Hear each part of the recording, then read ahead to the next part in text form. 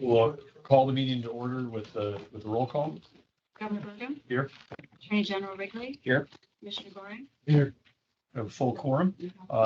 And kick off the meeting, I'd like to invite those that would want to join the fellow commissioners and I with the Pledge of Allegiance. I pledge allegiance to the flag of the United States of America and to the republic for which it stands, one nation under God, indivisible, with liberty and justice for all.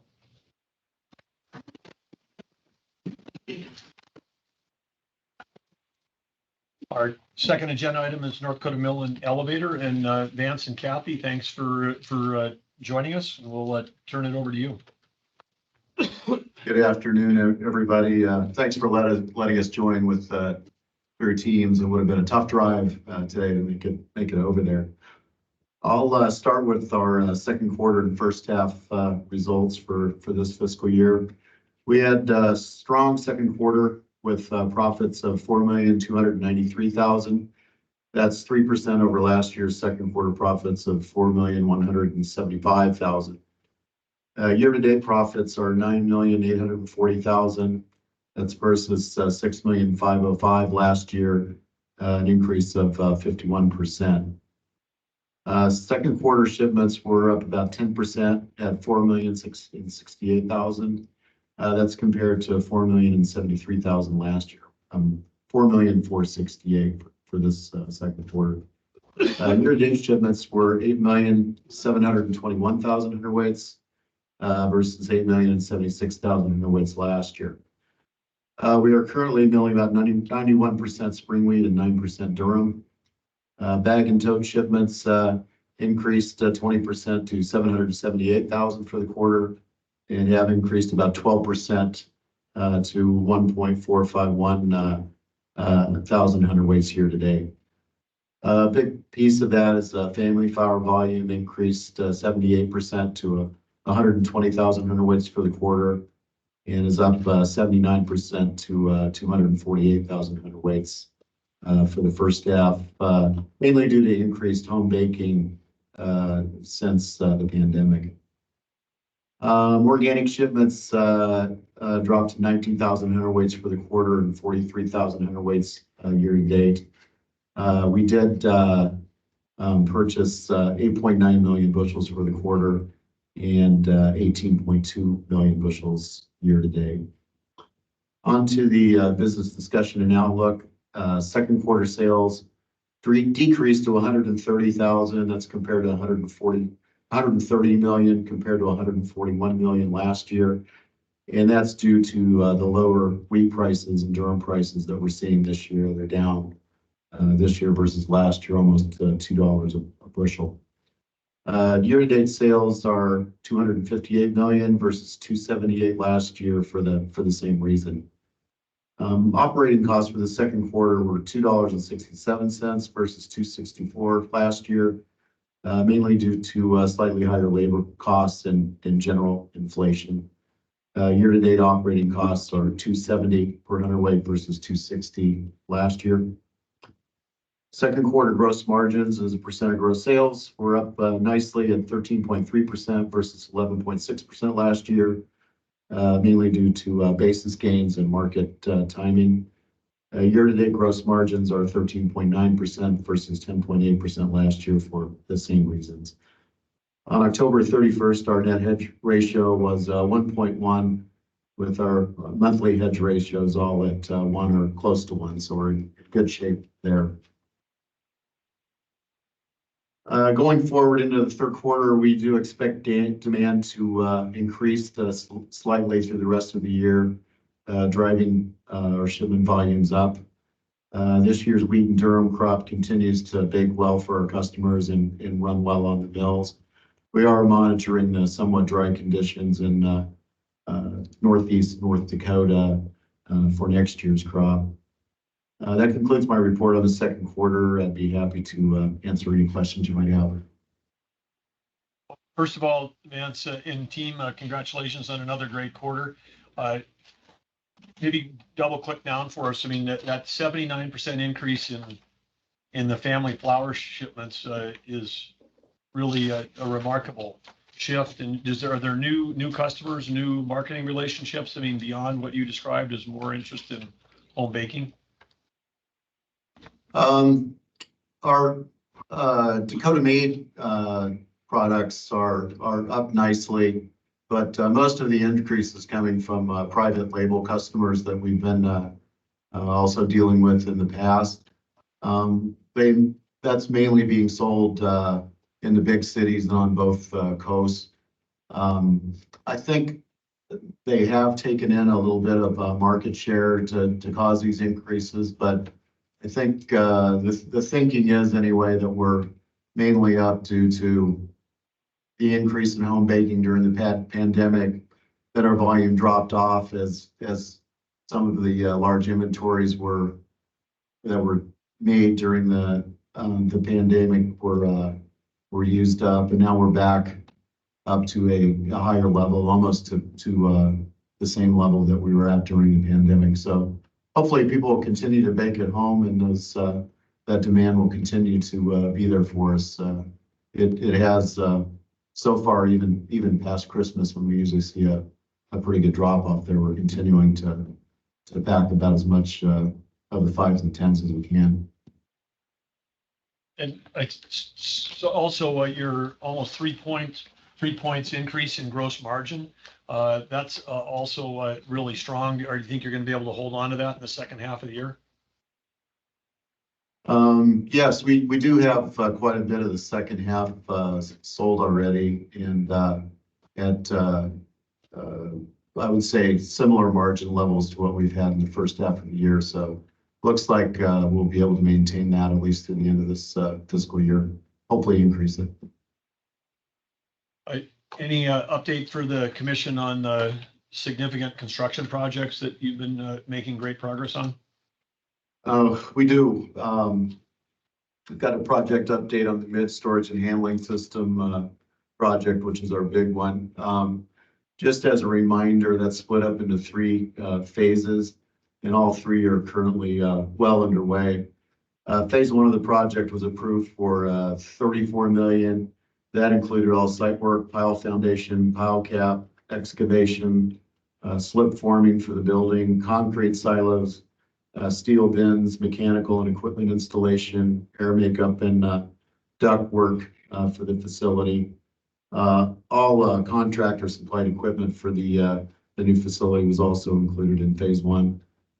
Phase 2 was approved for $3.2 million, and that covers the cost of owner furnished equipment and long lead time electrical components, some of which had a lead time of over a year.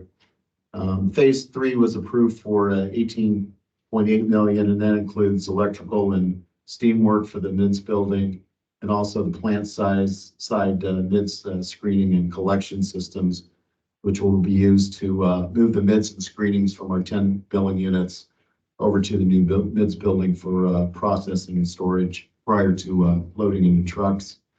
So phases 1, 2, and 3 together total $56 million, and to date we have spent about 48% of that amount, just under half. The project is progressing well, although we have had some supply chain issues, as mentioned. We should be substantially complete on this project by this fall, and expected to be up in full operation before the end of the calendar year. I do have a handful of photos to show, and I think we have that up on the screen. Okay, the first one is just a view of the storage and handling building looking from the east, and then the second one, I'm not sure. Yeah, and that's the second one. Yeah, the second one is just a view looking back to the northeast of the storage and handling building and the bins. You can see the siding is in place, the doors are on, progressing nicely. The next picture just shows the crane lifting in the screening storage bin, which is a steel bin that goes in between the concrete bins in the building there. That is now in place. Many of these photos are from last week. The next picture shows kind of the same look at the building with the crane lifting the hopper bottom for one of the big MIDS storage bins. That hopper bottom is now in place, and you see that on the next picture with the two gentlemen looking up. That's a LADIG unloading system that we have to build into the bottom of these bins because it's a hard to handle project. Next picture just shows a close-up of that LADIG unloading system, which involves a rotating screw conveyor that rotates up inside the bin.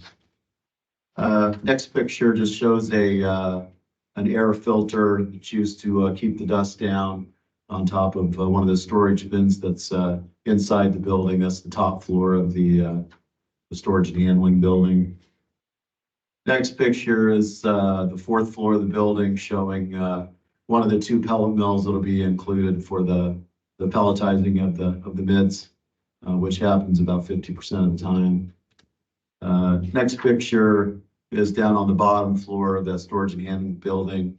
The forklift there is sitting on the truck scale, and on the next bay to the right, there's a rail scale that's also has been completed, and you can see the control room that'll be used for loading trucks on the upper right there, and then the catwalk structures being formed above to be able to get on top of the rail cars and trucks and do it safely. So good project progress is being made. We've been lucky enough to have some good weather up until today anyway, to get things done out there, and we're pleased with the progress, and we're pleased with where we're at on the budget right now. We've got a ways to go. It's about 50% completed, but it's I think we have about contractors totaling about 40 people out there working on it any given day. So we're seeing lots of progress and looking forward to showing it to you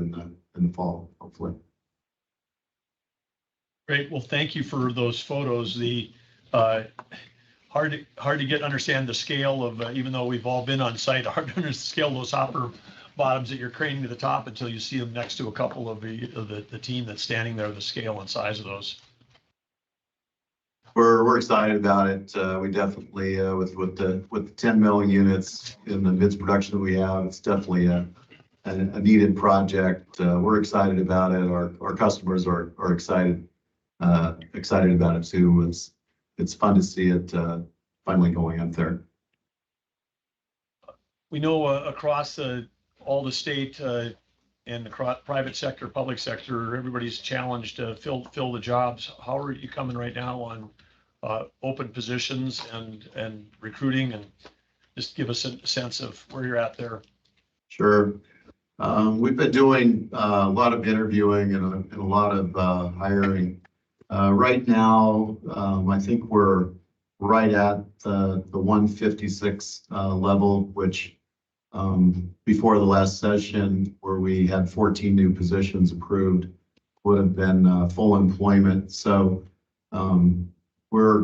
it seems to be now that we're past the holidays, I think we're getting more applicants and better applicants, and we're working now on trying to set up that third shift in the elevator as the first step on those 14 additional employees that we're planning to add, before the end of the biennium. So still tough, but we are finding good people, and it seems to be, we're hoping, getting a little bit better out there. And have you been able to fill all the shifts on the milling side to keep that going? We have all the way through. To be honest, we've operated with a couple of shy in all of the different departments, and that's when other employees have to step in and cover that time and cover those duties. But our employees have stepped up and have been, very good about filling in those gaps. But right now, at the 156, we have all of department positions are full, other than the ones we plan to add in this biennium. Great. Other questions? And Commissioner Goring's coming off laryngitis, so he told me to ask all his questions. So I was, Okay, all right. Sorry to hear he said, thank you. that. Sure. Any other questions? No. Great. Well, good job on saving a full day and driving back and forth in a car, and good update. Tell the team congrats on the another great quarter and a great first half of the year. Thanks for that, Governor. We'll do. I'll pass it along. Thank you. Okay. Okay, next on the agenda is Department of Mineral Resources, Ed Murphy. Ed, good to see you, sir. Yes, hi. Feel a little strange here alone. This is the first time I've ever been without land. No or supervision. Yeah. It feels different when you're at the front of the agenda instead of at the end too. Yeah. We're going to look forward to it if you're at the beginning. If, turn to page 1, the graph. So during the fourth quarter of 2023, we had geologists and engineers in from 2 different the library, as well as DMR, ERC staff. We had an independent consultant, a professor from NDSU, and then the UND graduate students. So all told, they looked at almost 4,100 feet of core. We also photographed 7,800 feet of core, generating 11,683 standard photographs. And then with the tripod, we photographed another 1,200 feet of core, generating 126 photographs. The graph then on the bottom of page 1 shows where we're at, where we were at annually on photographing it. So we started this exactly 20 years ago. We only got 500 feet core done that first day. Last year, we photographed almost 27,000 feet of core. So the good news is we've so far photographed 246,500 feet of core. We've got almost that much more to go. We're only 51% into it. So, but if we could keep up the pace of last year, we could finish this up in 8 years. But also, I don't think In what period? 8 years, yeah, 8 more years. But Because the governor quit. You're so- not going to be here for that, so he could condense that. 8 months. Yeah. It's 8 months. 8 years. You know, a fair amount of the core that's left is also whole core that's never been cut. And so we've got to go through some of that and decide what we're going to slice up so we can photograph it. And what we want to keep is whole core for specific testing. We don't have much testing on whole core, but we want to leave some. And then with the tripod photos, we're 56,000 feet that we're only 12% into that. That project, once we can switch to that full time, we'll probably do that and finish that in 3 years. But a new record for standard photos by Yep. far. Which they was pushing them, and so now that they've shown they can do it, of course, that's what I'd like them to do this year again. So we'll see if that happens. Page 2, this is a report that Ted Starnes and Tim Deschheim from our subsurface put out on the Madison oil fields up in Burke County. It's Geologic Investigation 272, but they studied 21 Madison cores, Michigan Canyon primarily, and looked at the core analyses, 96 different wells. And that in the upper left, that's an example where they put this information together and then plotted it against a oil well log. And then they grouped these in 5 different groupings called bases and different colorations, but the green and kind of the salmon color are the reservoir rock. And then the cross section on the bottom, and these are all too small for you to really see, but just to get an idea of how much work goes into these. The cross section runs from west central Burke County up to the north central. And there you can see that kind of pink and or salmon color and green colors thin as you go to the north. Those are the reservoir rock.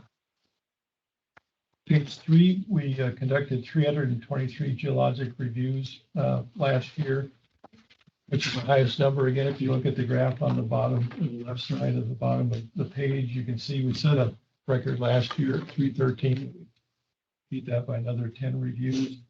a lot of these are tied to the Infrastructure Investment in Jobs Act. So we think this high level will continue for the next several years. Majority of these reviews were for water projects, a lot of extensions of rural water lines that we looked at to make sure they weren't going to run into landslides, things like that. But we also did, of the 149 water reviews, 106 of those were for dams, earthen dams. If you remember 2022, we talked about the Bourbonnais Dam up in the northeast, all the problems they were having. And we looked at all the active landslides around those dams. And so now we're expanding that project, looking at another 658 dams across the state. And so far we've got 106 done. We're already 150 more into that this year. So we'll probably finish that early next year. Those reviews also, and so those are the blue dots on the map.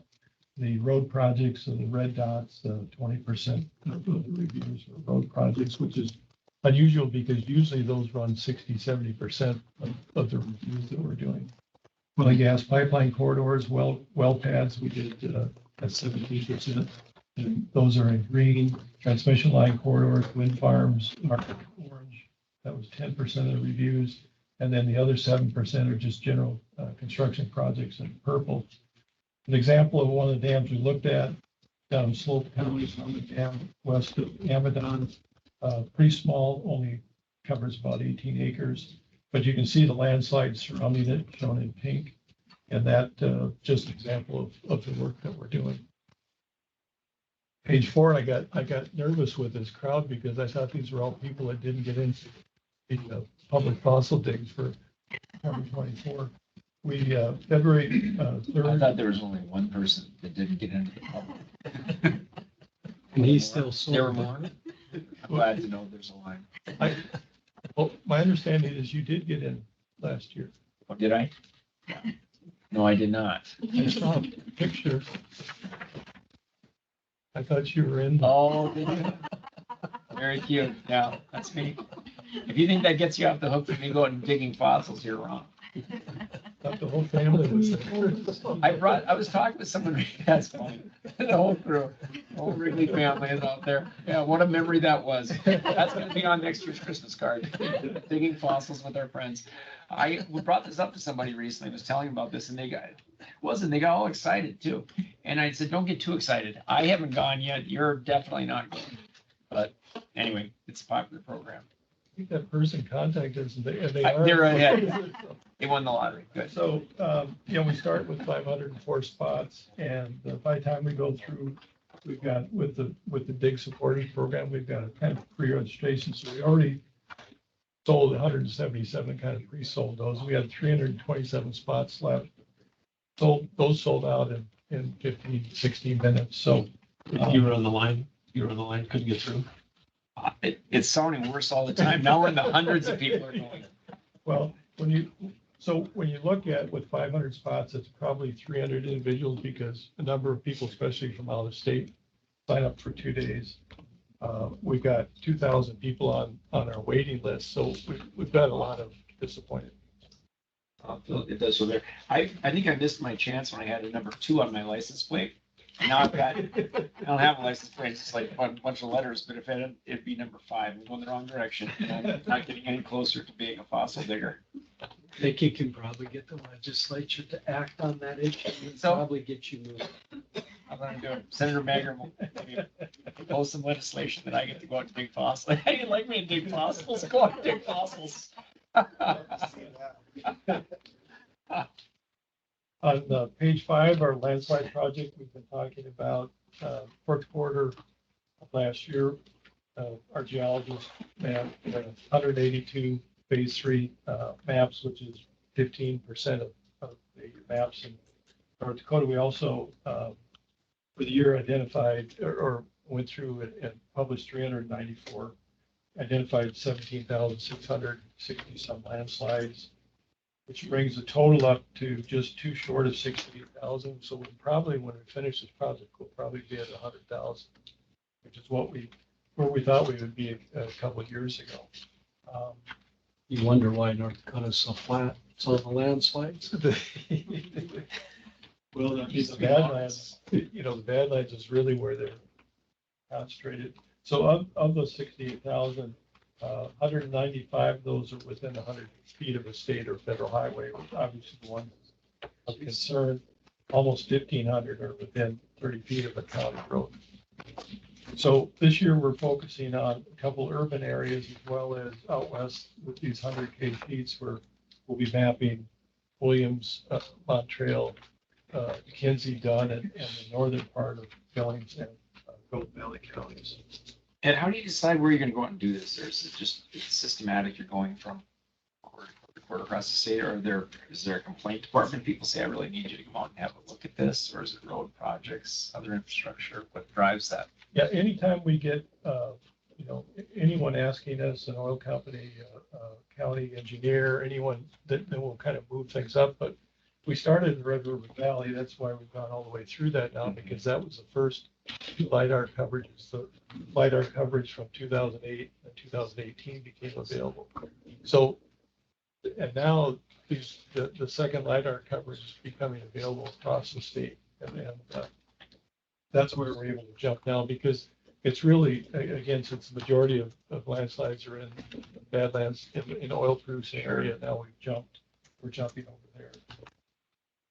The regulatory programs, this is the first time that I can recall that we issued no permits last quarter for any of our programs. Publications, I mentioned 182 of these are landslide maps. We also spoke at a National Geologic Society meeting.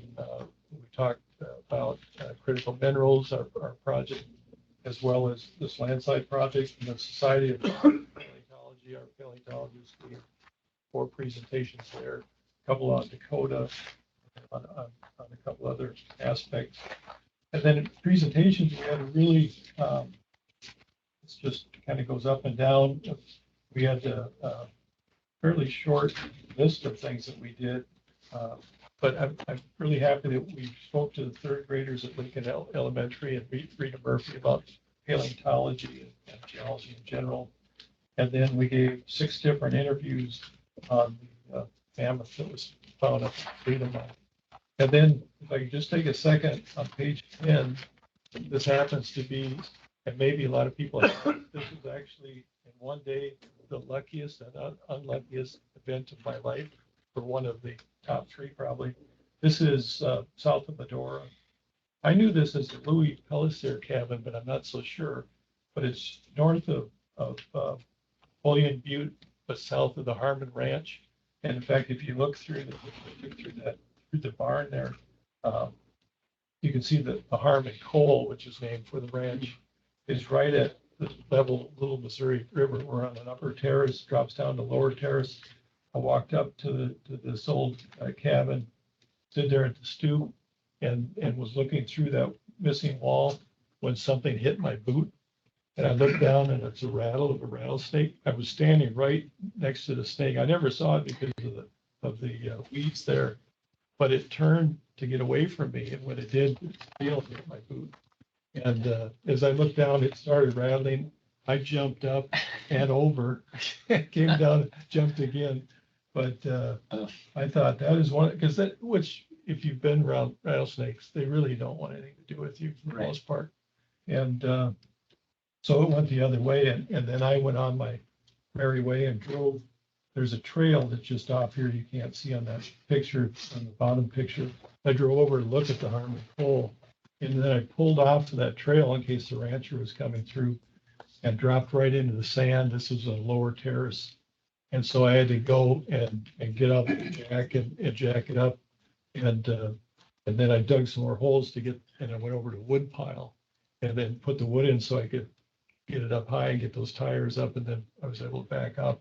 But in doing it, I had to chop the wood from the wood pile in smaller pieces to get them into the hole. And if you've done much with a hatchet, pretty soon your right hand, if you're right-handed like me, gets numb, you got to go left-handed. And so I finally got out, was really happy about it. I thought maybe 2 really good days. 2 things happened in one day. And then about an hour or 2 later, my left elbow started swelling up. So I knew I must have wrenched it, done something with it. And then this went on for a couple of days. By the end of the second day, I couldn't move my arm. It swelled up so much I couldn't bend my hand. So I drove into to the St. A's emergency room, and the attending physician asked me where I'd been, and I told him. So he went and got a mirror, put it behind my elbow, and I could see these 2 puncture marks. No, I okay. got bit by a black widow spider. Oh, God. So that's why I say I went from. I'm still waiting for the lucky part of this. You've been stuck, almost killed by a rattlesnake, bitten by a spider. Yeah. Don't forget about the decrepit building you walked into. Exactly. Oh, You were my. lucky. Yeah. Look at that. So. Yeah, the lucky you're alive, lucky to be alive, lucky to. There's a Yeah, reason that's the Lakes are living there now. So. Hey, don't invite me on every trip. More interested in rocks. That does sound like quite a day. So what was the deal? That they didn't give you anything for it at that point? He said the venom was through my system. Yeah. This was 48 hours. Do you feel and sick other than that? I was really sick and sweating, but this was late July and I didn't have air conditioning in the trailer. I was Right. staying in the beach, so I was sweating and I just thought it was a normal day. Jeez. But he said about 10 days, it'll go down on its own. I could take Tylenol or whatever. But he said, yeah, keep an eye on it, because if it starts turning black around there, you need to come right back in. Well, of course, every 2 seconds. So, Heads, what's Can your you, can you, succession? can you shoot webs now, though? I mean, that's the thing. Yeah. We need to get you a new uniform. You know, what's interesting, I can tell another really quick one is that you can see its web right here. They don't have a nice concentric web. It's just kind of a messy web. And one of the places that I've seen them, I wasn't aware of them until I got bit. And then I found them all over the place. William Butte being the worst. They like flat rocks that just got a little bit of an area underneath. I turned 3 of them over, found one under 2 of those rocks. And what kind of spider is it? Is it Black black widow. widow? It is. And that's where we find them, is along Little Missouri. That's where I've seen them the most.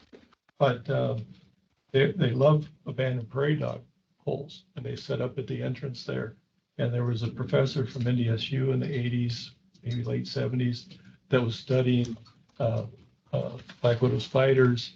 He got bit on the nose by a flea in a prairie dog home and got bubonic plague, which is one of the things that those fleas, the fleas in those prairie dog home areas can carry that. So, which now was Yeah. treated with antibiotics, and it wasn't a problem.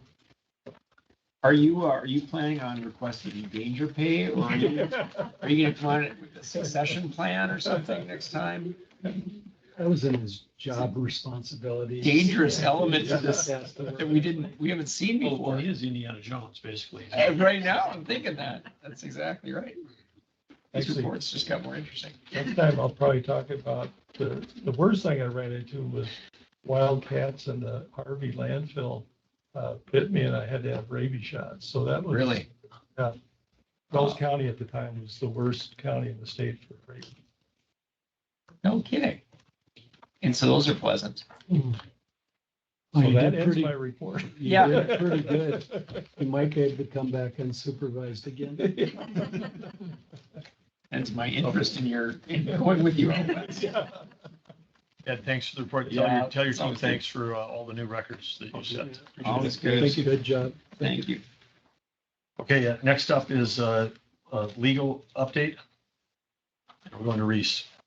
Thank you. I can't top rattlesnakes and the black widows, but I'll try. Just wanted to provide the commission an update on our work on the Minnesota Renewable Energy Standard, AKA the carbon-free standard. So if you recall from your last meeting, this relates to Minnesota's legislation that would require that all electricity sold within the state of Minnesota be 100% carbon-free, which obviously has concerns in North Dakota as well, since most of our electricity is sold in the state of Minnesota. We were working on a comment letter as part of their Public Utility Commission's public comment process. Since your last meeting, 11 utilities have requested comment letter extension, which was granted by the Minnesota Public Utilities Commission. So now the public comment period is closing June 14th. So wanted to provide the commission that update that we will have until June 14th to submit the commission's comments on that.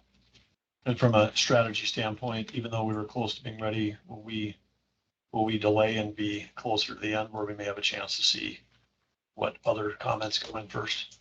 That's correct. We will wait until closer to the end and then also strengthen our comments as well. The gist of our comments is going to be in strong opposition That's correct. to this standard. And will we make is it primarily how far will we go? Will we be making a legal argument that that this law that they have is actually is not constitutional relative to FTC, interstate commerce, et cetera, et cetera? Are we going to try to go that path, or I mean, when utilities might be commenting on, we just need more time to implement it, but is our plan is to really present our legal case? That's correct. Our comments will be along interstate commerce concerns that one state cannot dictate what another state can produce within the electric grid. It'll be along the lines of technology, recognizing the technology and the technological advancements we're making in North Dakota, concerns about grid reliability.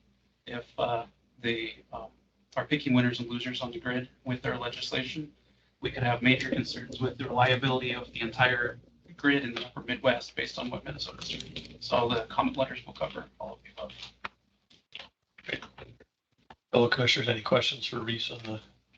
No. And I'm sure given it's going out till June, we'll have a chance for all the commissioners and their staff to review this letter before it goes out. Correct. Okay. All right. Next item is carbon capture and utilization education and marketing project, and that's also back to you, Reese. Thank you, commissioners.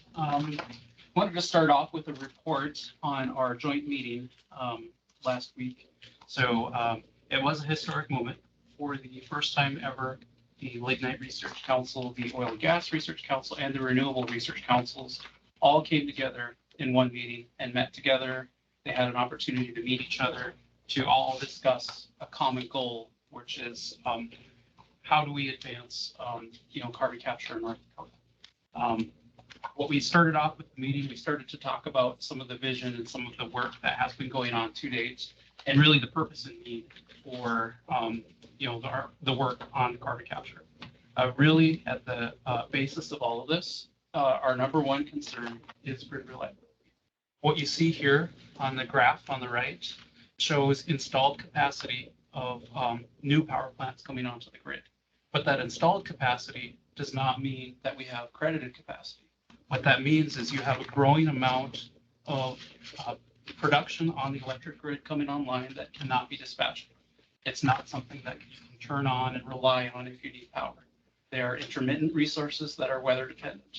What that actually means is over the course of the coming 2 decades, we're going to lose over 100 gigawatts of baseload electric power across North America. But another way to simplify this chart is that the blue represents all the wind and solar projects, and the red is the declining amount of base load, which is primarily in this area, lignite coal. That's correct. And with all of those retirements, less than 5% of that is projected to be replaced in the coming decades. So major concerns for grid reliability in the future with that. And then, of course, the markets as well. Markets shifting with over $50 trillion of global capital being now tied up with ESG type investments, global markets, and U.S. markets demanding a lower carbon product.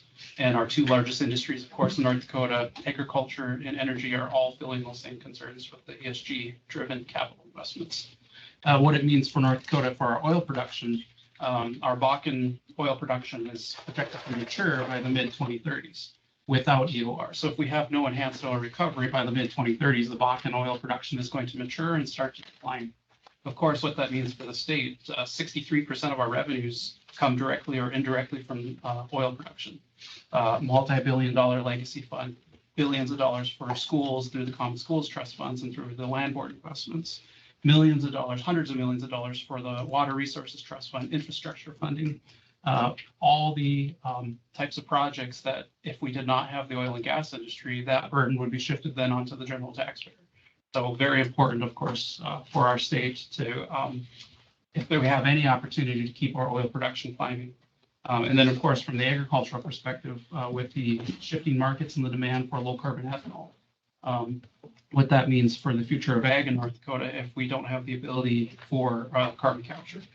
So after I would just add to that too, I mean, as you mentioned some, but I mean, the Water Resources Trust Fund is almost entirely funded by oil and gas, and that's, you know, does basically all of the rural water projects in the state and water transmission.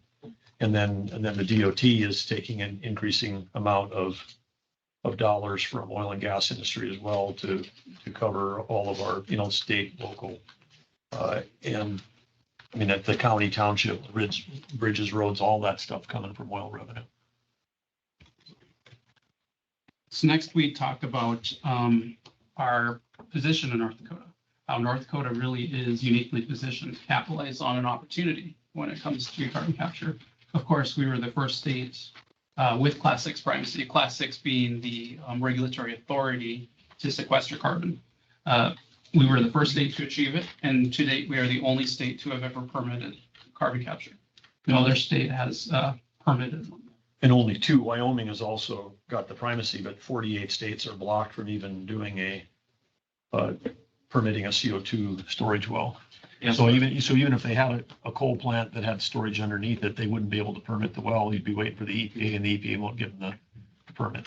That's correct. I do believe Louisiana was the third state recently to achieve primacy. But that's correct, of the geology that other states have.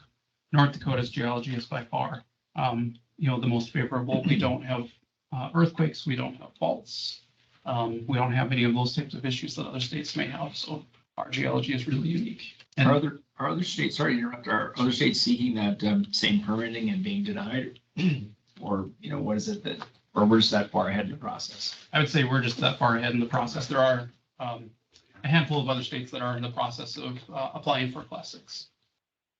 But it's not just applying for Class 6. They're trying to do some actual projects like Indiana and Illinois, and they got denied.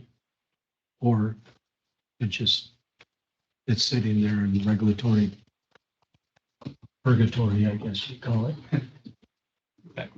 Is there Well, this administration does not, I mean, the current Biden administration does not want to support anything that would extend the life of liquid fuels, including ethanol. And so that's why they're not permitting anything, because they've got all their chips on the let's buy batteries from China plan for the EV piece.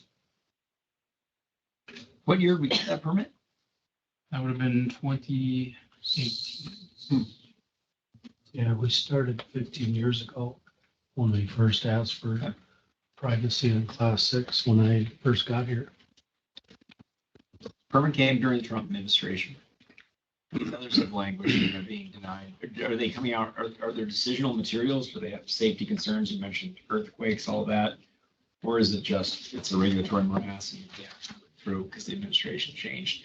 Trump's no longer president, they want to do it. Yeah, I'd say it's a pretty hefty process to get primacy.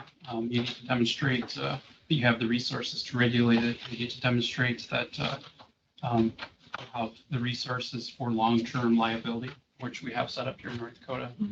We really, I think, wrote the playbook on how to set up a regulatory program that is effective. Many other states have been looking to us as the model for how to set up their own Class 6 primacy.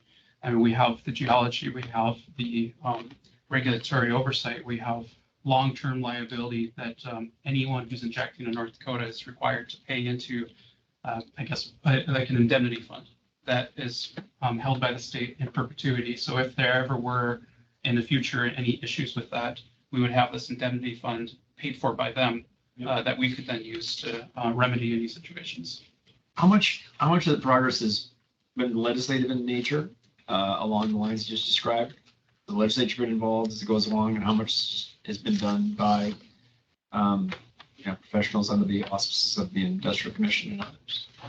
Say going back to at least 2000, work has been ongoing on this very topic. In 2007, the legislature adopted model legislation that was written by a task force of the IOGCC, so the Interstate Oil and Gas Compact Commission. All of the oil and gas producing states are members, as well as oil and gas producing provinces in Canada. They come together twice a year to meet and discuss best management practices. They formed a task force to write model legislation as well as a guidebook for best management practices for regulating CO2 sequestration. And North Dakota adopted their model legislation. We were the first state to adopt it back in 2007. So that kind of set the framework. And then after that, I'm sorry, but like full legislative enactments, you have hearings, people come in, testify both sides, and they've been, okay. And I'd say, and then more recently, I mean, more recent legislators have really moved this ahead because that's where we got the pooling capability and the liability protection came from the last two legislatures have moved those ahead. So that's what gave us the advantage of, because primacy was federal, but the pooling and the liability protection was state. And so that gave us the trifecta to be able to go out and start working to save the coal industry and boost ethanol production, et cetera. Correct, absolutely. So when we think about our geology, our unique geology in North Dakota, we mentioned that we don't have faults, so we don't have concerns with earthquakes. The geology that this would be injected into is between 1 to 2 miles deep with thousands of feet of impermeable shales to keep it sequestered, and to keep it from being able to be released. We have the capacity to store over 252 billion tons of CO2 in North Dakota. I know it's a large number, so put that in perspective. 4,400 years worth of our annual CO2 production in North Dakota, we have space to store, or 50 years of the entire US's annual CO2 production we could store. But of course, we're not just looking into just storage. Eventually, the goal is that we would actually see CO2 as a commodity and be able to actually use it, put it to a beneficial use.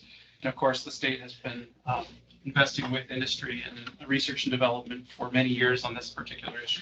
Up on the screen, that picture on the upper left, that is a project that's funded through our Lignite Research Council, some plastics. They're looking to actually build building materials using CO2 as a feedstock.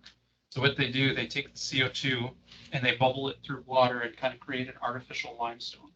So it's actually creating a product using CO2 that you can use as a building material. You could use it as an alternative to granite countertops. So you're actually using CO2 to build a product that's useful. So we're really excited about the opportunities with that one, of course, but I think the big prize we're all interested in is using CO2 for enhanced oil recovery.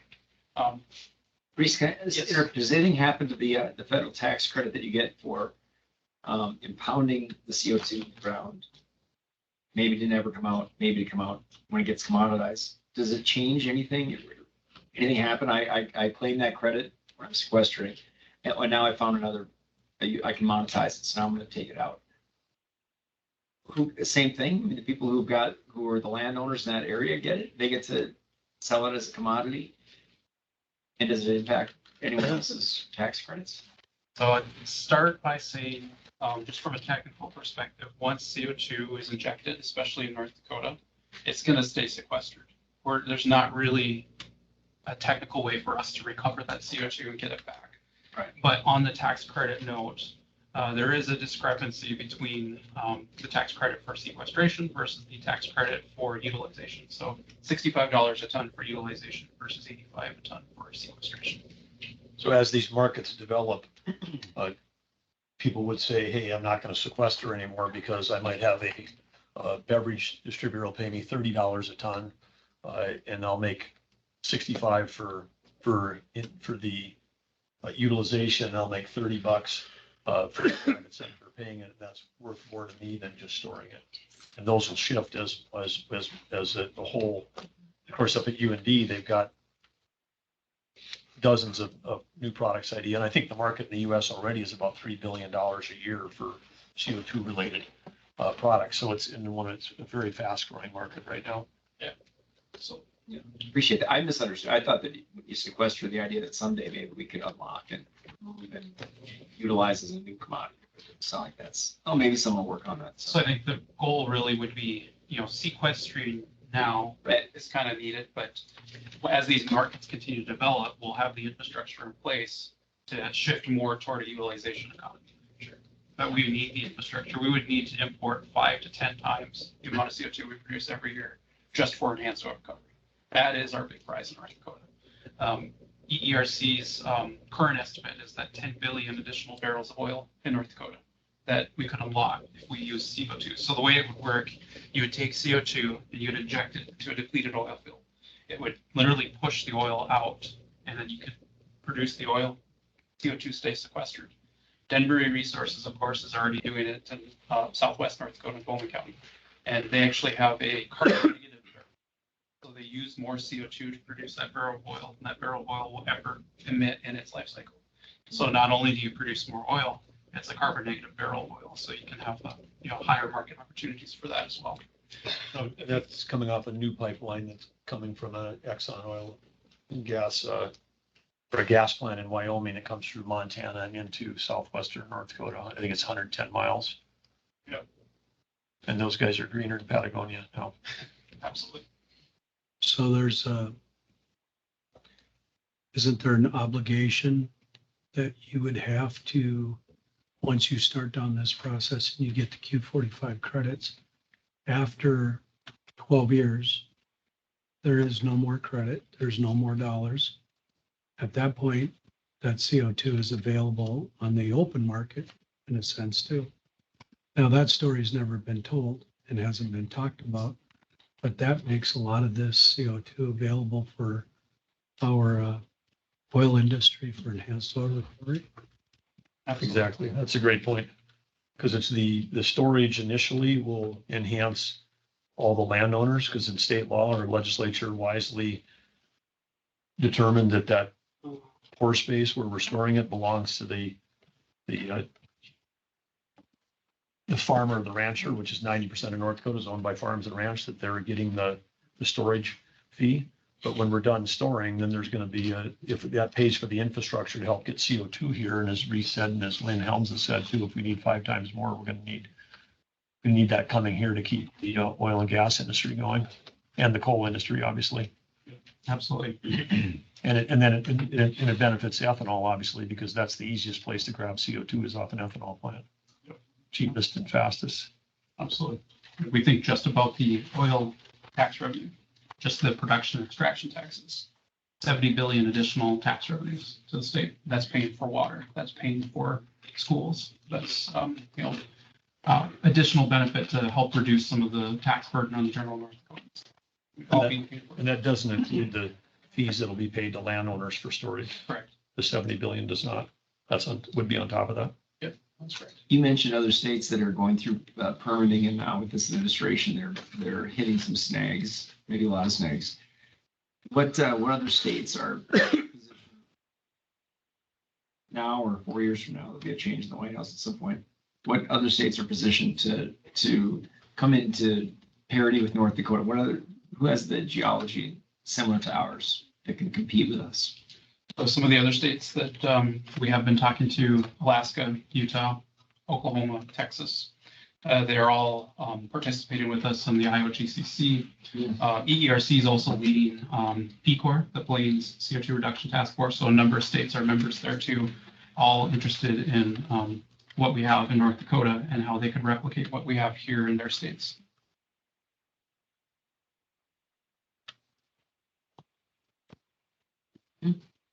So it was within this kind of context, in the last legislative session, in our budget bill, House Bill 1014, the legislature directed us to fund a carbon capture education project.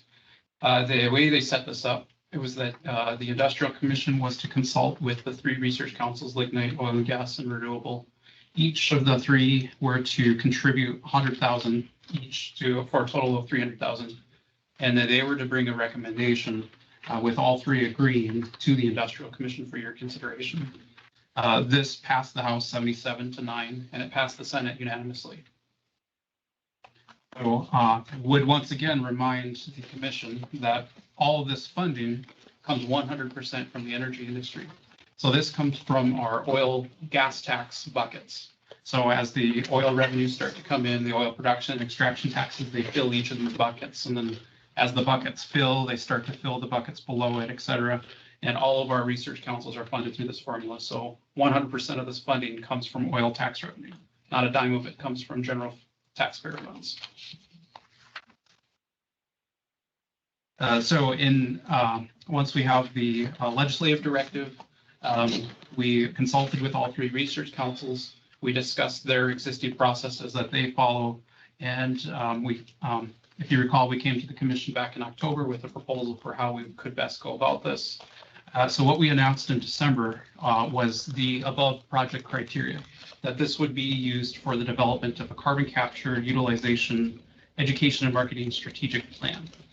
We weren't focused so much on like ad buys or anything like that. We were focused on a strategic plan for stakeholder engagement and public outreach. So that is a component of the project criteria, a development of educational materials as part of the development of the strategic plan. And then also addressing the safety of carbon dioxide transportation and utilization with project sponsor providing regular updates to the commission. We did note as well that additional preference was to be given to projects with non-state match or awarded dollars.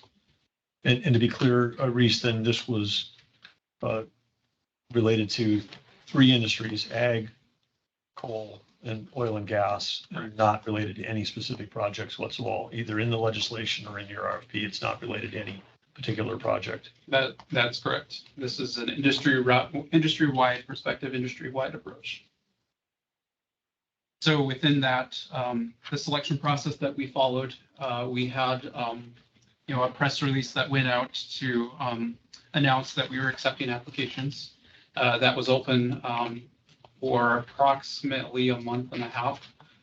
We closed that on January 31st. That was the application deadline. We received 3 applications. One later withdrew. So we had 2 applications to go forward to your joint meeting that we held last week. This was, like I mentioned earlier, the first ever joint meeting of the 3 research councils all coming together in one meeting. It was a public meeting that was live streamed on Microsoft Teams. The recording is also available online. Each application was scored by the council members. Each applicant had the opportunity to present. Of course, the council members had the application materials ahead of time to review as well. After the presentations, each application was scored based on your project criteria that you had approved earlier, as well as the intent of the legislation. Each council voted individually, and I would note that all the votes were unanimous. All 3 research councils had unanimous votes for the project they recommend before you here today. So with that, the project that they unanimously recommend for you today is application B, carbon capture and utilization, educating and marketing, submitted by AE2S. The total amount of this project would be between $380,000 to $420,000. So there is a private match for your $300,000. We want to talk about the methodology that they propose in their applications. Methodology, they would start with kickoff meetings and really early focus on data collection and data mining, data amalgamation from existing sources, as well as some market demographic research, interviews with the Industrial Commission, Research Council, industry, heavy stakeholder engagement, developing a poll and analysis of some polling data, also including on-location community engagement, before leading to the development of a strategic marketing and communications plan. Educational materials will be developed as part of the project, and outreach partners with ongoing training for outreach partners as well. So just a note on the community outreach, in particular, that proposed methodology would include community town halls, listening sessions, getting public input, digital polling amongst multiple audiences, and then opportunities for some events, booths, outreach at farm shows, trade shows, conferences, etc. Outreach to Western Dakota Energy Association's membership, and of course they are made up of counties, townships, municipalities, school districts across energy producing counties in North Dakota, as well as the NDSU Extension providing a train the trainer opportunity. So you got NDSU Extension up there just by a comparison for the commissioners here. The ag extension budget, which is research and education, is about $60 million per biennium. So it dwarfs we drive 63% of our revenues from oil and gas and energy related, and yet those research councils combined, all three of them don't equal what we continue to spend on ag research and education. So the timeline that was proposed in the application, starting off with the kickoff meeting with research and interviews occurring within the next 2 months, as well as some polling and community engagement occurring through early spring and through the summer, with a strategic plan development occurring after that community engagement, with an interim report projected to be presented to you by October, and then materials development and finalization of that report occurring by next June. As fascinating as our meetings are, they are, not that many people are going to be engaged. We got a number of people here today, but there aren't that many people engaged to see all the parts. Components. What are we going to do to make sure the public's aware? There's several opportunities there for people who have a different perspective on this maybe than the legislature had. I mean, obviously the legislators are a policy-making body. They've come through with a strong vote that you just articulated to say they want to go in this direction. But where people want to weigh in on that, how are they going to be aware that here's a good opportunity to come and be heard on this as we communicate? Because it's a public communication component. We're going to want to have all perspectives. So Absolutely. we're going to learn about that. In addition to the community engagement and outreach component, we have discussed as part of this application forming an executive team. The executive team would meet regularly. It would be made up of individuals from all three research councils, as well as the Office of the Industrial Commission. Those meetings would all occur in a public meeting with kind of an open public format similar to all of our other meetings. So that would be an additional opportunity for public input. And then, of course, we would include regular updates to you as the commission as well. Because the digital poll would go out statewide, and you say promoted, so people would have an opportunity to, as individuals, Correct. without having to come to attend a meeting, they could provide feedback that way as well.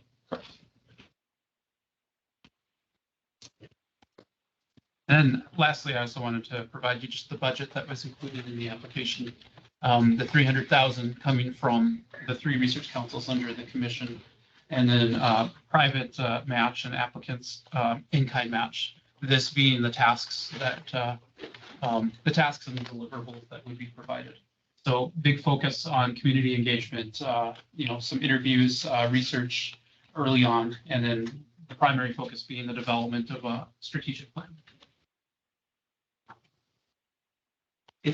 So development of the materials is further down the line, but it's still following legislative intent, which is this is about what we started 15 years ago to save the power plants and to look at enhanced oil recovery. It's about carbon sequestration and utilization. Correct. And it's going to stay true to that. Correct. Okay.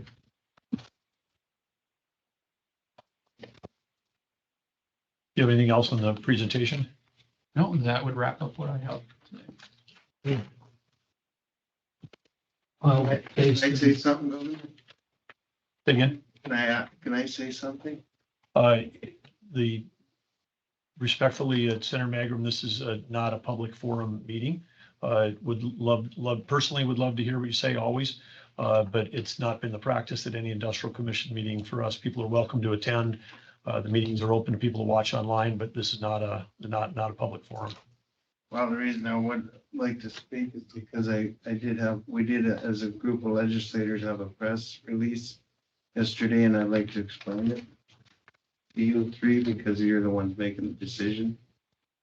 Well, I think at least I've had a chance to review that, and I know that a number of people that are on the press release voted for this legislation. I think part of what the job of this group to do is to execute on legislation that was passed nearly unanimously by the legislature, and we've tasked a group to do that. We have a recommendation in front of it which meets that legislation. And so I think at this time as chairman, I'd call for, see if there's a motion to move forward with the approval. And I'm a guy that loves feedback, you know that. I'm happy to talk afterwards and happy to, there's press here, there's others that are here for you to talk to. But I think in terms of us conducting this meeting, that's not the intention of this meeting right now. Well, the question is about the timing of the promotion. I mean, I'm not here to debate the issue, but I'm here to question the timing of the promoting of carbon capture when we have two cases open. One is the Supreme Court decision with the surveys, which is an open case. Then the Public Service Commission is now reviewing the pipeline application, so it seems like an odd time for the state to start promoting carbon capture right during these two open cases. I mean, you have a court case, you don't generally start promoting something that's going to affect the court case. Well, I would just respectfully, again, so now we're having a discussion, which I'm going to cut off here shortly, but the state has been promoting carbon capture and, for, as Reese described, since the early 2000s. I mean, this is a long wave of thing. It really has nothing to do. There's court cases now. There'll be court cases in the future related to different aspects of different specific projects. But the general direction of the state has been if we want to save coal, if we want to save oil and gas, and if we care about ethanol, we better be on the front of this versus the back end of this thing. And so again, today we're executing on that. And as you can see on this timeline, this report doesn't even come out till 2025. So those court cases will either be settled or appealed. And maybe there'll be more, and maybe these will, I don't know which way those are going to go, but this particular small project will, by the time this thing gets released, the legislature will be back in session next year. So the legislature will have a chance to receive it, modify it, decide what they want to do. So I don't think the beginning of this project, what's your timeline? Can you go back there, Reese? There isn't anything that's going to happen here. I mean, the interim report doesn't come out until October. This thing will have no influence whatsoever, and this is not intended to try to influence court cases. There's no connection between this project and those court cases, or what court cases may come down the road. It's not at all. Any more than Lignite Energy Council, which we've been funding, has been promoting carbon sequestration for the last 2 decades, and that's not had any impact on these court cases either. We've continued to move ahead with legislation to support this industry. So I appreciate the question, but I hope that, again, you'll understand that this is not connected whatsoever to any court cases. Yeah, one thing I'd go back and ask Reese again to reiterate. According to legislative intent and what's there, we're talking about sequestration and utilization. We're not talking about a pipeline. Because we're not here to debate that or advocate for it. This is truly about, and should be, and that's what we should be following, should be about sequestration and utilization, correct? That's correct, yes. Okay. Well, Governor, with that, if we're staying true to what we've been directed to do and the work that has been done so far and the materials, we'll get a chance to review them. If they're wrong or there's something that needs to be addressed, we'll address it. I would move it. And your motion is related to attachment 5. Attachment 5, that's. And that's to accept the recommendation of the Lignite Research Council, the Oil and Gas Research Council, and the Renewable Energy Council. Approve funding pursuant to Section 10 of House Bill 1014 passed by the 68th legislature. Second? Yes, second, Governor. Okay, we have a motion second. Do we have any additional discussion? I'll call for the vote. Commissioner, Yes. Attorney General. Yes. Governor, Yes. And I would say, I see that Brent Bogart is here. Brent, raise your hand. We have a number of guests here today. Brent works with AE2S. They're the group that was the winning unanimous bid. Brent, if you're available, maybe you can start doing community input right now, because some of these folks maybe want to talk to you out in the hallway. And this is day 1 of the project. This is the guy who's leading it. And so I would encourage people that have come here today with concerns about it to start giving those to Brent. I know that as part of this contract, part of their job is they're being paid to listen, gather data, and so you can start right away. We don't have a signed contract, so you're working for free for a while. But thank you for that. And to all of our guests that came here, again, we value public input. I'm sure there's many people watching online, but appreciate everybody participating in this and in past and future meetings where we have a chance to learn from the public as we try to move forward and create a strong economic future for everybody in ag, coal, and oil and gas in our state. That pretty much rounds out those three are paying for everything. And so we're trying to protect their future. Okay, thank you. Next item on the agenda is people are welcome to stay too. Next item to say is North Dakota Public Finance. And then Leanne online. Yes, I am. Good afternoon. Afternoon.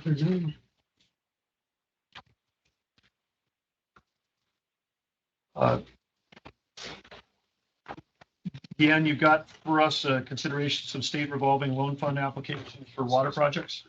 Yes, I do.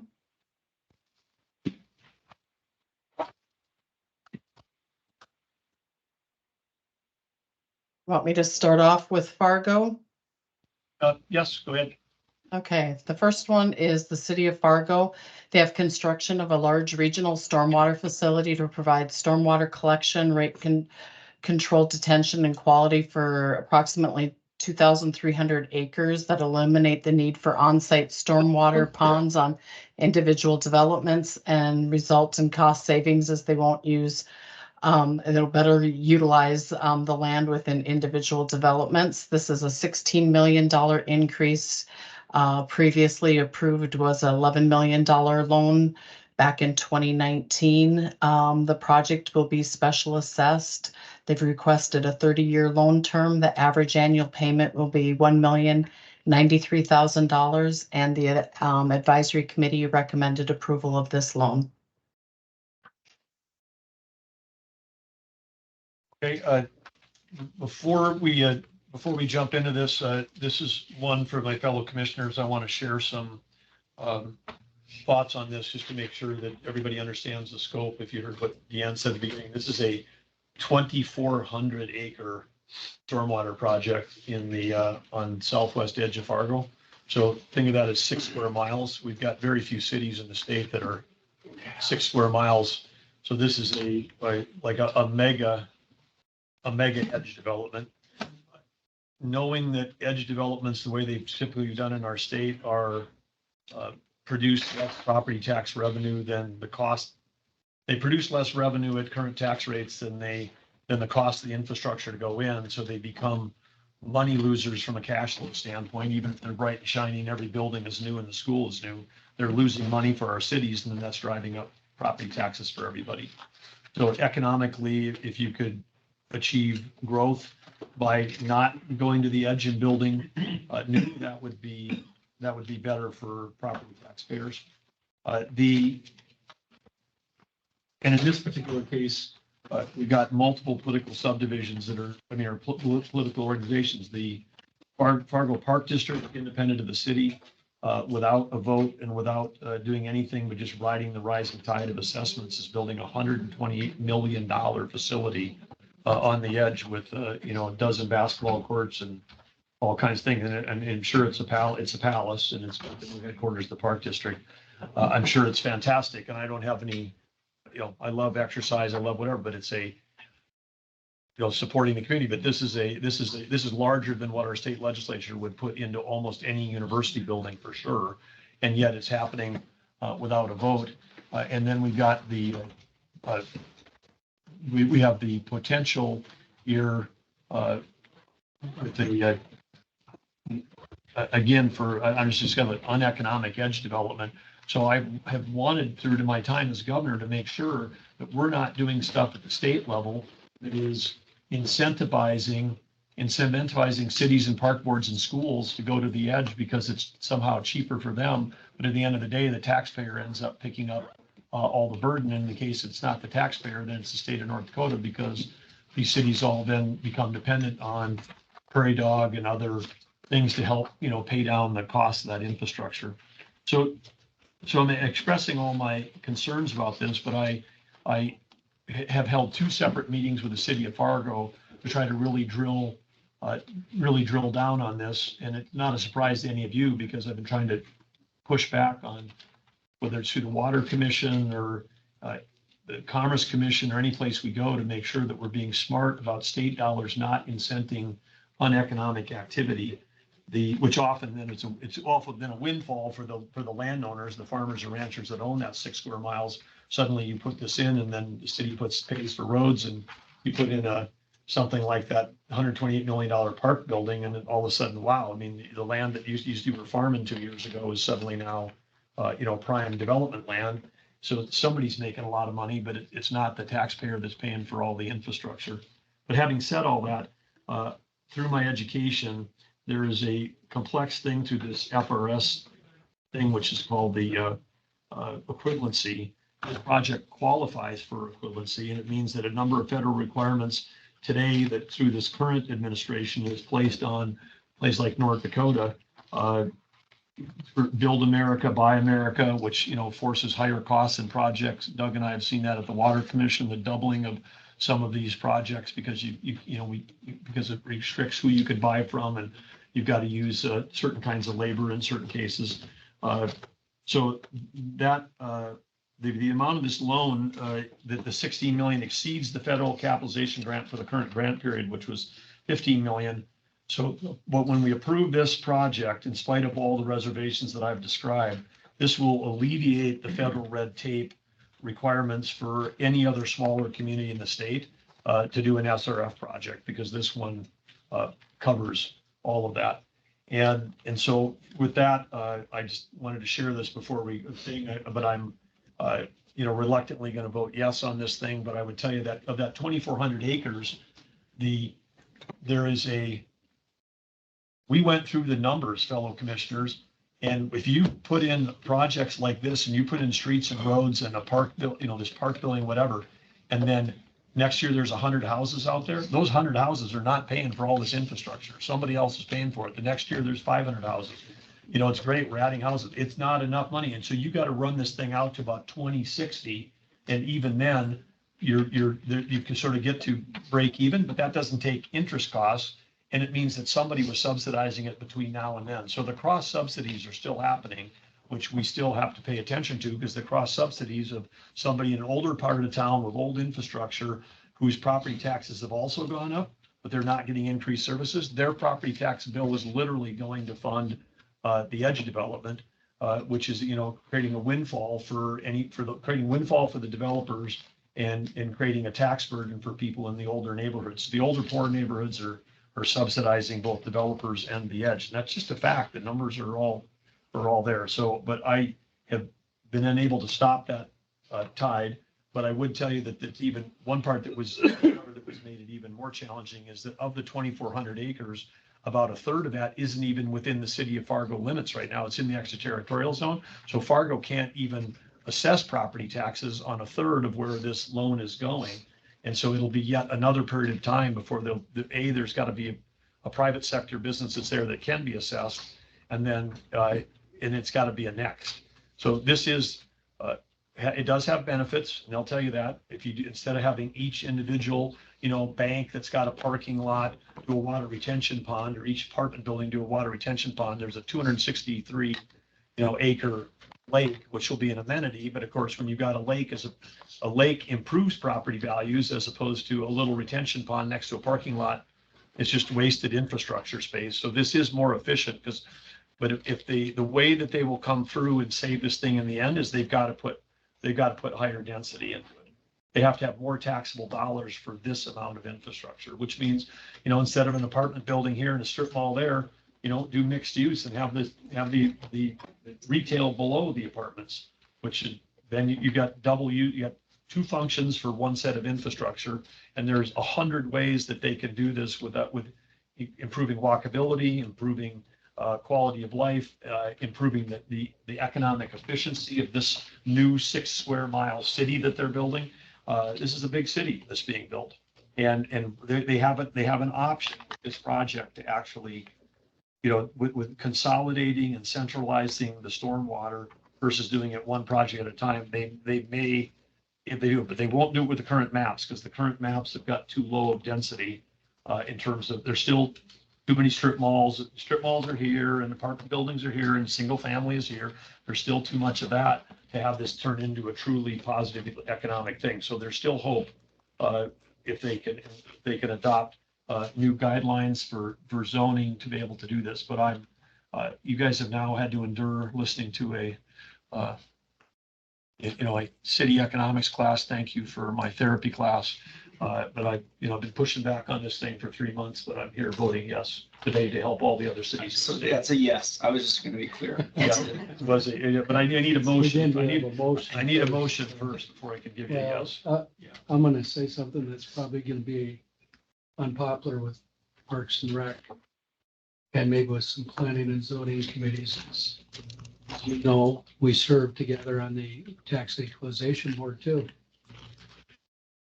And when you look across certain communities and across the state communities where planning and zoning, Parks and Rec require so much green space and so much other amenities to be added, that's all borne by the taxpayer in those communities. And as soon as they grow, then they need more money, so more taxes are generated to make sure there's enough revenue. I think that's just, it's a terrible thing. Now, concerning wastewater retention ponds, in many cases are required because you have a safety aspect to this. Can't have infrastructure compromised. I agree with the project. I agree with it on the fact that it is consolidating. And I know it has some other implications because, yeah, if you had a little lake in every backyard, price of those homes might be up. It may adversely impact and affect the value of each one of those properties too. But it certainly does go to your point that you don't have the concentration impact too. So I like it for that point. I do wish our communities in the state would actually sit down with planning and zoning and Parks and Rec, start to figure some of this out. Because in every one of these communities, although it looks nice, somebody's paying for it. And I live in a community where there's a lot of green space and we pay for it. And there's better ways to do this than let's just look nice and have a functioning community. So with all that, thank you for my therapy. I'll move it. I'm well adjusted enough not to have to act. But I certainly, we've had these discussions before, and Governor, we've talked about these matters well before I got on here, and they're super important points, and we urge our communities to contemplate hard. But I too will, yes, well, did you make your motion? Yeah. I'll second the motion first. Okay, motion second. The other thing for Deanne, Deanne's kind of caught in the middle because part of the rules and regs that she has under public finance is that if a project meets the criteria, then she comes forward with a yes recommendation. And I think we can see from the discussion we just had here that we should actually be thinking about what are the other criteria beyond, can you cover the debt service to do that? Because covering the debt service, we don't say, how are you covering the debt service? If you're covering the debt service because you raised specials, on some other, or you're taking property tax from another part of town to cover the debt service on the new gigantic expansion on the edge. Again, the scale of this thing is, again, think about communities that are 6 square miles. We have very few of those. I mean, I'm not even sure Dickinson is 6 square miles. And so that is a big thing. And then this, this lake, again, 263 acres. I mean, you guys are farmers. I mean, that's a quarter section is 160. I mean, we're building a big lake as part of this thing. So it is new thinking because we're doing the benefits of consolidation. But as Karen, you were in some of the meetings. I mean, the numbers, if you're not counting for interest and you're pushing this thing out to 2065 before it breaks even, that sounds to me like something that doesn't break even. Not just sounds, it doesn't, because it's being subsidized at the beginning. But here we are. So we're strong, we're voting. And I guess if people from Fargo are listening, I mean, it's going to take 20 or more years, 25 maybe, to fill this whole thing in. So there's time to get smart about how it gets filled in. And maybe if it gets filled in a way with a little bit higher density, then maybe it'll work. But meanwhile, there's all parts of Fargo that have got existing infrastructure that are parking lots, that are fields, that are, open spaces, that are that are there, and any, and we have a lot of these big boxes, retailers are gonna go down, and those big boxes generate almost no property value because it's a box. They generated sales tax, but when those close, you could come in and do hundreds of millions of dollars of development just on the spot, 4 and 5 and 6 story high density with retail, with walkable streets, whatever, just on the spot where there used to be an old Kmart. The infill opportunities are massive. I mean, right here in Bismarck, down by Kirkwood Mall, in all the open space that exists around that part of town, there's over $500 million of development opportunities without putting in one new foot of sidewalk in this city. It's probably closer to $1 billion at current prices. If you were gonna, think of that whole area, because that whole area is all 1 story. If that whole area was 5 stories, you'd right off the bat, you'd be, having a 5-fold increase in property value per linear foot of infrastructure. It's the amount of private sector dollars on top of a linear foot of public infrastructure that creates an economic city. So we're big opportunities for Fargo to still maybe make this work down the road. Governor, you've been talking about this since well before you became governor. I remember us talking one time when they were announcing a Theodore Roosevelt nominee, Governor Dalrymple was, and you and I were talking in the crowd. And finally, they instruct us we need to sit down because it's the same discussion. But I think you should feel good about that. You've been driving that discussion for a long time, and you just mentioned down here in Kirkwood, all around there, all the development restaurants have been going in there and other things all around that. Like you say, without adding any new infrastructure, and it's adding to the draw of that part of the community, and you're able to accomplish a lot more going down there. The list goes on and on. There's a lot of value in that, and you still have 8 months left. But I think you should feel good about that. I think you've really helped lead that drive, and a lot of people are getting plugged into it, and a lot of good is coming from it, and money getting saved too. Well, we're back to the point of thank you, Drew. Thanks for Deanne.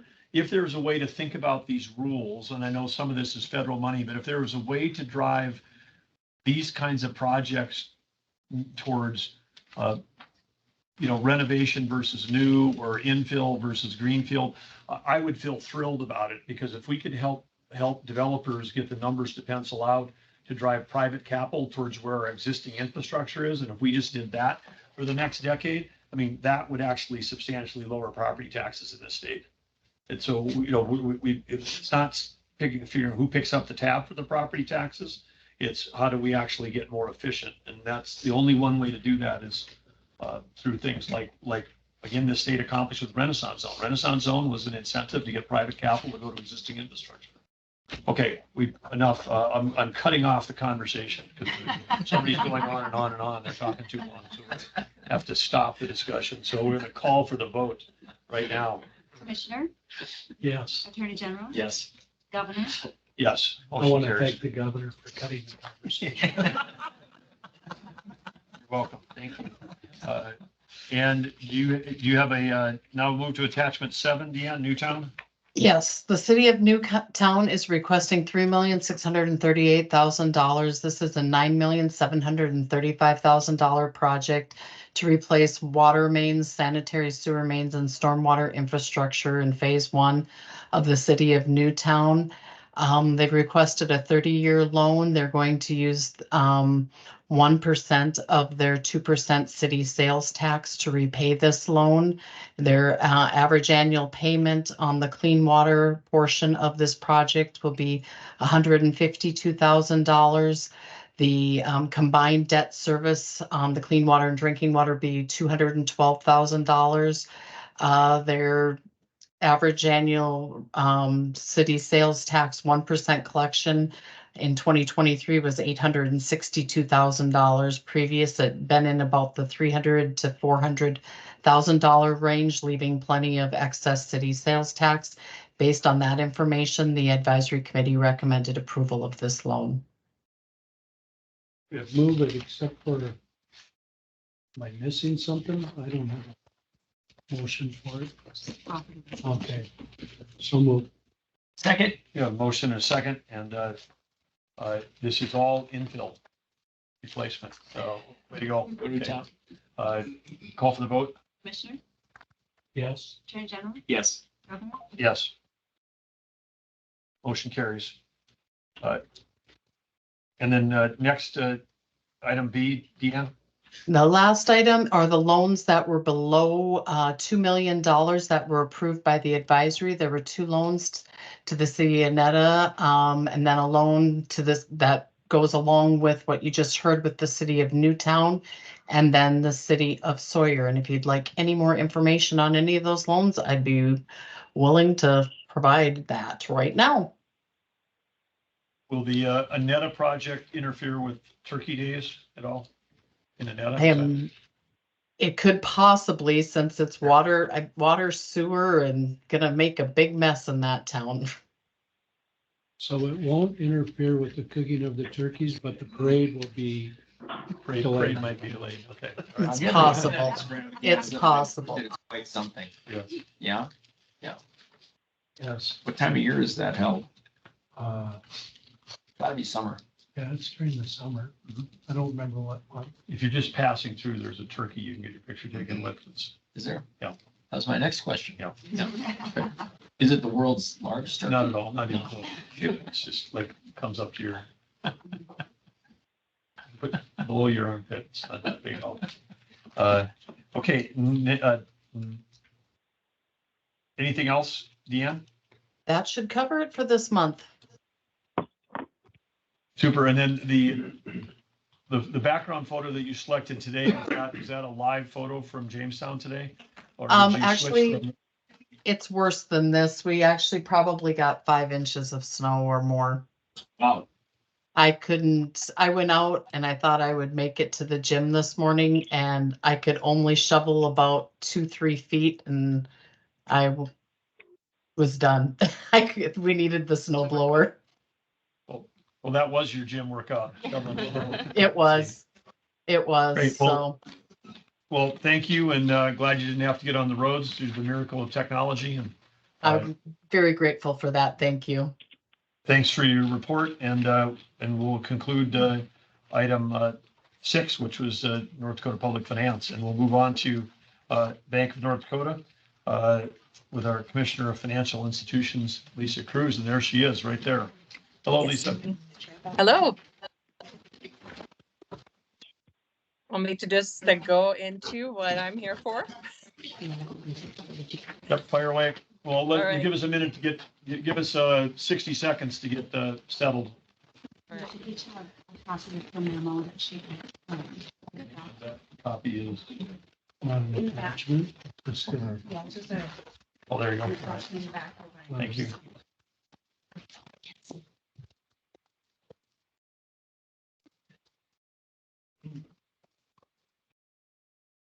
And welcome, BND team.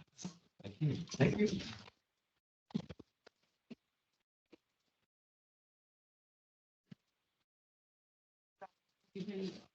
Copies of. Yeah. you get them? Yep. I got one more.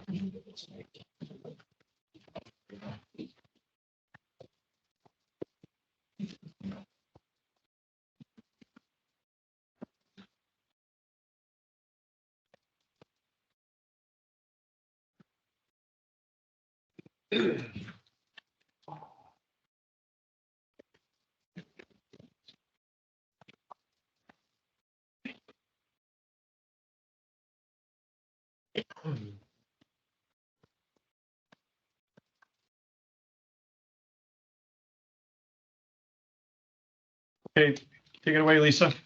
All right, thank you. And thank you for giving me this time. As you all are aware, our department has the responsibility of examining the Bank of North Dakota and reporting back to you on our findings at least every 2 years. However, we do monitoring of the bank and its condition on a regular basis in between the exams. And we typically only appear before you when we have our exam results. And this is a first for me. I decided to meet with you before we start the exam. We're starting the examination on Monday. But I know that we are going to make a formal recommendation, and I thought I would get that to you sooner than later, so you're aware. And what it is we believe that Bank of North Dakota should have an established capital plan. What capital, what that does for a bank, it absorbs losses. It's really a cushion for a bank through just economic cycles. Things go up and down. Capital is what really keeps the bank stable and makes it resilient. And that promotes public confidence. And it also helps restrict excessive asset growth. Anything that the bank gets into should really capital should always go along with that. And it should be a very deliberate decision where capital is part of that planning. And also it will a good capital position and a good plan, it protects the depositors. And for Bank of North Dakota's, our depositors here would be the state as a whole and also taxpayers. So that's what capital does for a bank. And really, why is this coming up now? As you are aware, last year it put a lot of stressors on the banking system. They had some bank failures, large bank failures on the coast. And I will say that our North Dakota banks and Bank of North Dakota are all very stable. We didn't see a fallout from those failures. However, regulators across the board have recognized that we need to make sure the banks have good plans in place when it comes to liquidity, but also capital. And in addition to that, when you look at Bank of North Dakota, they are at a size, they're a $10 billion bank. We expect banks of that size and even smaller than that to have formalized plans in place, policies and plans, and capital is very central to what a bank really, what they do. And so far, we just need a better robust capital plan, and it needs to come from the bank's board, which is you. And so just to go through my memo a little bit, I talk a little bit about those pressures and to really go into a little bit what a plan does and what it should look like. Capital really needs to, it's not a one size fits all. So I can't tell you that this is the number and this is the number every bank in North Dakota should have. It needs to be commensurate with the risk and the profile of the bank, what they have on the balance sheet, and also forward looking. What is the plan, and have capital coincide with that. And when you look at North Dakota, we have fluctuating economic cycles because a huge driver for us is agriculture. So the bank always needs to be prepared that they can assist our farmers when they need it. And so that's why it's important that Bank of North Dakota is healthy because this will give it gives really the bank resiliency through those fluctuations so they can serve their customers. And in our, and that's really our whole economy that BND is involved with. We would look for a capital plan that really is coming from you as the board, but it needs to be something that everybody is on the same page and are committed to. So everybody's kind of committed that this is the plan, this is what the capital should be, and then every other decision should really align with that. And I'll also say that capital planning is not a once, like we do it once and we're done. It really is a fluid and an ongoing process. It needs to, like I said, be forward looking. If there's any changes in strategic focus, legislative focus, anything, and maybe even risk tolerance, that needs to update that capital plan. And really, on the second page of my memo, I tried to kind of outline what is the benefit for the Industrial Commission if you have a plan in place. And I think it should help you make good governance decisions for the bank. And it should also help bank management. It should help them identify risks and also understand what the risks to the bank is. It should help you set the tolerance level. How much risk are we willing to take? Identify any vulnerabilities. One thing that puts pressures on banks would be if they have an asset concentration. And you should also have the business strategy, risk management, all of that should go together on the capital plan. It shouldn't be a risk management over here strategy over here. It really needs to be all in one and kind of summarize pretty much everything the bank is into. And the last thing I want to bring up too is that Bank of North Dakota is not only important for our overall economy in the state, but they have a direct impact on our banks and credit unions.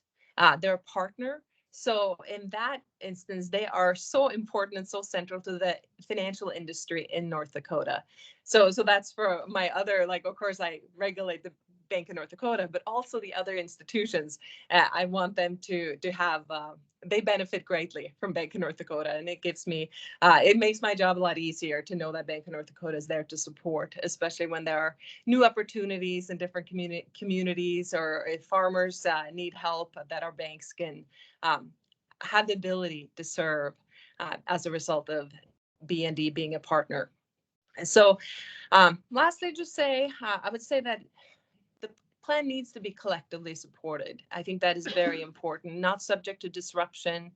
I think the reason, and I haven't really talked to Todd about this in detail, but it seems to me that maybe the reason why we haven't gone this route of formalizing a plan is because of the uncertainty that the legislative session sometimes brings to the bank, and uncertainty for planning because we don't know what is coming up. But I think we should all maybe look at the bank, make sure that the bank is resilient, and have a plan up front. And so if you set a capital plan, the capital should never go below that. So we're all on the same page. That's what I brought to you today. We're going to make a formal recommendation when we present the exam to you, but I also want to answer any questions if you have. Well, let me start with a note of appreciation, because I appreciate your coming now versus coming after the exam, if this is something that you knew you were going to do. And I think this is a topic that certainly Todd and the commission have had, because I did ask that a sheet be put out in front of you, this one, but I think you can see that, the biggest impact on the capital plan is if this was a private bank and you were doing a distribution to shareholders, they'd be called dividends. And just in the last 7 years, out of 1.1 billion in profits, we've dividended out, if you will, back to the legislature 900 million, and kept. I mean, so we wouldn't be having the discussions that we have frequently about the level of capital in the bank if it wasn't being used as an ATM. And as you know, the thing that drives me the most nuts is when it's taken out when it's not needed, and then it comes back in as a deposit, which then creates another liability. So move it from the capital side to the asset side to the liability side, which is just nutty. But if Lisa requesting this, the bank responding with a plan that would be approved by the industrial commission, it would be my intent in the governor's budget, which I'll present next December, is that we make the case that we have a very low amount or none or no capital coming out of the bank, or maybe it comes out contingent if there's some trigger where we got to take out some percent, but it's not what we're doing. And if you look back to 2000 through today, this thing leaps up in 2017 after the budget crisis and never goes back down again. This thing was like $5 or $10 million a year for 15 years. Then all of a sudden it's 140, and then let's keep going. And so at a time when we know that we've got a high return on invested capital if it stays in. So my reaction to this thing is that it's a positive, constructive step. I'd be interested in hearing from the management team your thoughts on this, but I think this could be a tool that if you have a capital plan, which we approve, and then the three of us go to the legislature and we also, have it in the budget, we just basically say, nope, we're not going below this. You can't take out more than that because this would be in conflict with our capital plan. So we can reestablish that it's this is the board of the bank, and that we can then maybe save a number of you from having to spend 4 months every 2 years being lobbyists to try to protect your core capital.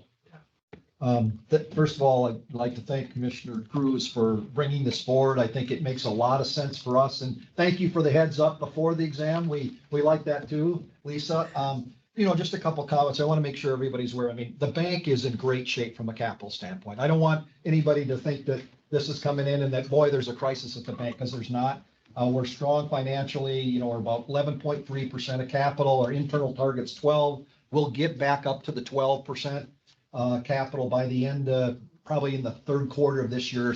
Certainly by the end of the year, we'll be up above it. But the other interesting thing is, Governor, is even this discussion about having a capital plan, I think is really important. And the legislature actually acknowledged that too. And in our budget, in our House Bill 1014, which is the Industrial Commission budget, they actually have legislative intent that they are asking the Assembly to consider developing procedures and legislative rules on how to utilize bank profits. So I think the timing of this is really good for us, and for us to do it. And I think it's important for us to note that it's not that capital comes out of the bank, but the planning for it, having us know in advance and not waiting every 2 years. And at the end of we don't know every 2 years, we don't know how much they're going to take out and what it's going to be used for. That's what's problematic for us. So having a plan in place for us to develop and go through is really important. So we welcome it. We're looking forward to working with putting this together. And again, want to reiterate that the bank isn't in trouble. We're going to go through our performance highlights and show you we're in really, really good shape. In fact, if you remember, S&P specifically mentioned our strong risk-adjusted capital is one of the strengths for our bank. But having the direction where we can plan for it is really important to us. And I think obviously when our regulator is telling us that's important too, we will listen to that. So looking forward to putting something together and moving forward. I think to go down that I'm sorry, Doug. I'm just going to ask if we were going to go down that avenue. The governor mentioned either cording those dollars off altogether, or else having contingency and triggers and all of that. Isn't it really just light switch on off? Are we either going to do that or not? I mean, if there's contingencies, depending on what they are, is that really any better than just having the capital removed? I don't know. Yeah, I think from our standpoint, what we would like to do is come together with you, go through our advisory board, work with them, and then present to you a plan for here's how much capital we feel can go over. Now, we feel you ultimately control us, so having that plan put in place and then work with the legislative leadership to say, hey, we all got to come to an agreement now about how this capital is going to be spent and how much can get taken out would be very, very helpful to us. And I'm hearing from my regulator that is something we need to come up with, and so we will certainly do that. So this makes perfect sense, because in every business, they put a plan together to manage capital, to mitigate risk, to really help them accomplish what they're setting out to do, which is to have a business to run. It's either providing a service or making a product. Maybe it's both. Every financial institution and insurance company operates with a capital plan. Yes. Why should we not be doing the same? We do have to mitigate risk. We have to fulfill our obligations, the mission of the bank, everything that's been set forward by the state of North Dakota, by us. So I think this makes perfect sense to bring something back to us that we can approve, lay out before a citizen legislature that says, guys, this is exactly how you do it in the private sector. We need to do that here because we need that stability so we can continue to run these programs. Yeah. I think it's a great idea. I'm glad it came forward to us, and we should run with it. But I think I'll ask, I know there's been variants of this, but at the next meeting, maybe we get the one that's got I saw an earlier version, that one. Yeah, you can give copies of this too. I brought it too. So Yeah. we'll pass that And around the too. commissioners, we can take a look at this and see, that red line is the thing to focus on. The red line was withdrawals. And when we get into that big budget deficit, the legislature decided this was 140 million or higher a year ATM, and has never let go of that concept. And it's not, that wasn't the case like forever before that. Yeah, there were several years that didn't need it, didn't take any capital, which was really important to us because that was the time we were growing rapidly when the Yep. oil boom. So that was really important. Yep. But we're looking forward to having a plan in place that we can plan on and really look forward. I think the bigger thing is the commissioner and ask it, so much of we're reactive afterwards. After the session, we're reactive. This will allow us to be proactive, which is the right way to run the business. And it would be great if you could spend, the leadership team could spend 0 minutes during a legislative session debating how much capital is Yes, coming out. yes. If you spend, I mean, because then you could focus on serving your customers. Yep. You could focus on, advancing programs. I mean, there's, focusing on the outputs as Yep. opposed to how much input are we going to have? Simpler times in so many ways, but I remember, the 3 sessions that I was here, well, only the first, was so adamant. I mean, I remember the governor kind of going back and forth on a few things, just about the number 60 million sticks in my mind. There's some figure that he just wouldn't go below. And it was pretty straightforward, and he stuck to that the whole way through. And then it carried into the next ones, but it seemed like there was a consensus around that. And why did that evaporate? If you recall, I mean, that's pointing fingers. I'm just curious. It's so stark. I just remember it being kind of a half conversation. They didn't really get into it very deeply because it seemed like that wasn't going to budge. And Senator Stencher was only there for the first of my 3 sessions, so it wasn't simply him.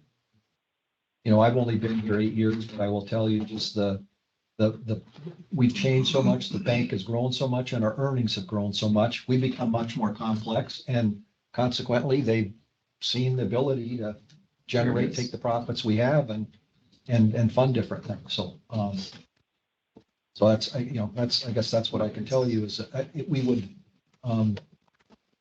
the team will welcome the opportunity of not to have to be going in front of the legislature every year trying to run from meeting to meeting time, trying to protect our capital. So I feel very strongly it's a great step to take, and we'll work, we look forward to moving forward with this. Sometimes I wonder too, if you're gonna look at it from a legislator's point of view, it's easier to tell the public, oh, we didn't spend any money out of the general fund or out of SIP. We took it from the bank. And although that may be a political cover, it's really not the truth behind it. We need to be honest and defend all of our programs, all of our institutions and our departments. We do that within our department. We did it on a structural matter. I felt strongly going in, and I got my budget people to understand that I wanted us to be structurally where we really were. What's the truth of this? Where's the general fund money coming? And so it was such a cute little idea. It got blown out of the water. They gave us the things that we were asking for, but we did the strange funding. We were going to look at it. In the end, we didn't have any more transparency and integrity in that process. And I shrugged and we go on to the next one, but we've started again. And I'm saying we're going to try it again. Doesn't change the outcome for us really, but it is the structurally sound way to do it. So people understand where are the dollars really, where are they being spent? And these items, they're being cobbled together over the years. That's why it was so strange. I was looking at it, it's like, I'm not smart enough to follow all these lines. Let's just fund, there were salaries, there were recurring items, a lot of them, and they were off on special fund dollars and things, revenues coming in, gaming, all sorts of things. It doesn't make any sense. Anyway, that's a side note, but it's all throughout our government. And I think there'd be a responsive public to just think, what do you spend? Yeah. What are the real recurring items that you're approving? And if you don't think you're going to have the revenue, don't approve them. Simple. This will be a big step in that direction, I would think. It will really help us from a management side of the bank. Yeah. Lisa, when you make your recommendation, is there a specific design of what components are included in the capital plan? As would be understood by the industry that you're currently regulating, as I'm sure every bank that you regulate, except the Bank of North Dakota, has a capital plan. Are there best practices? Are there things that you'll make in your recommendation that'll help guide us in the bank to say this is what A+ best practices capital plan looks like? We would definitely say what it should consider. There's not really we don't have here's a capital plan, this is what it should look like. But both my federal banking partners have outlined very, very clearly what a capital plan should consist of. It's just that you have to modify it to fit Bank of North Dakota. But there's 2 federal agencies, both, I'm thinking 3, OCC, the FDIC, and the Federal Reserve all have their own version of this is what a capital plan should look like, but they're very similar. So there's a lot of guidance out there on how to create it, what it should look like, what it should consist of. I think what's important is that right now, Todd mentioned they have a goal for the percentage. You need to support why do you have that goal? Well, you tie it back to what's on the balance sheet.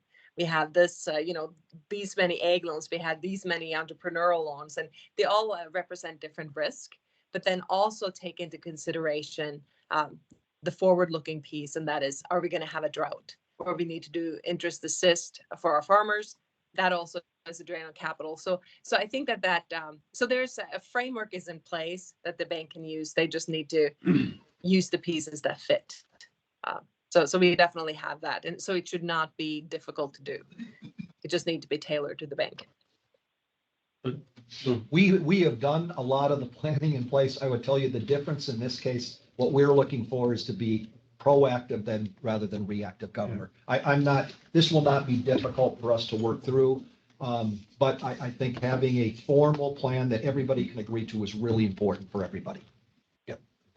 And from a timing standpoint, again, given that we're going to be, developing the budget, late summer, early fall after strategic planning, wraps up into that, it would be great if it was done by then, could be approved by then, because then we could just plug it right in and we could start setting expectations with the legislature that the bank is no longer just an ATM.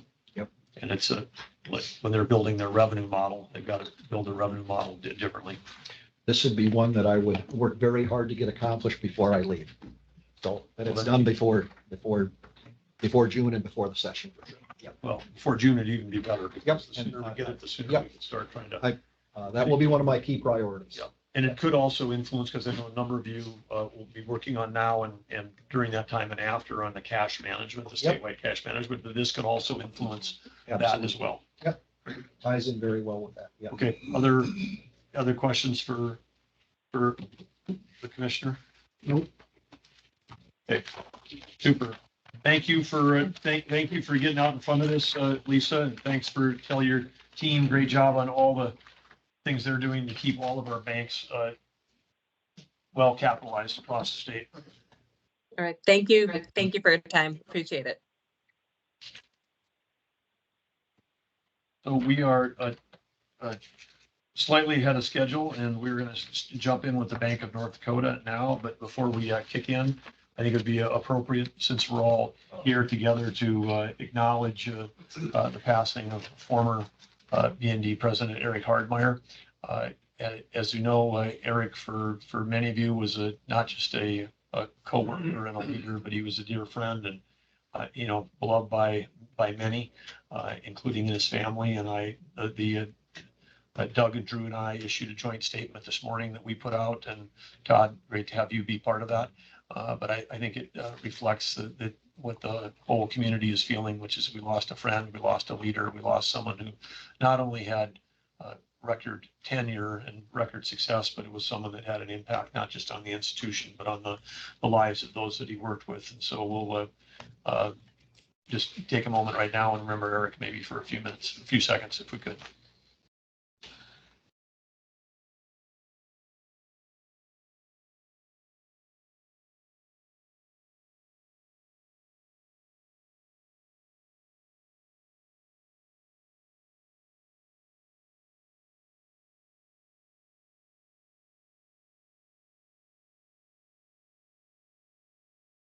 We know that Eric's his spirit will live on, and his ideas will live on, his passion will live on for the Bank of North Dakota. And I know he cared deeply for this institution, and want to thank all the leaders that are there now for doing such a great job of keeping things moving forward.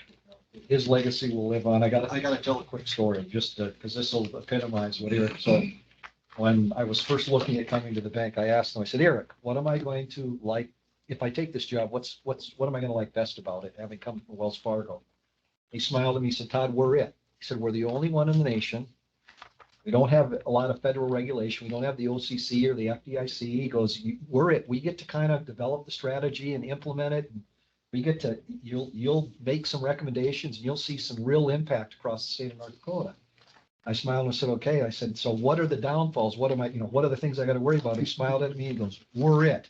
He said, we're the ones that it's up to us to keep our arms around this thing and make sure that we're here, that we're stable and we're here for the next 100 years. And as simple as that was, that as I've taken over, I've taken that to heart in everything we do with every program you do. I mean, we're very mission driven, but that whole thing that really it's up to us to, and you included, to keep our arms around this thing, because we're kind of it. So, great leader. His legacy will live on for a long time. He's been a mentor to many of us, many of our employees, and his legacy is going to live on for a long time. So appreciate those comments. But let me say one thing on the legacy of the bank lives outside the state as well, as you know, because I know guys get called frequently by other states. But I was surprised during National Governors Association meeting last, it was on Saturday in DC, and we had close to 40 governors there and having a discussion on housing,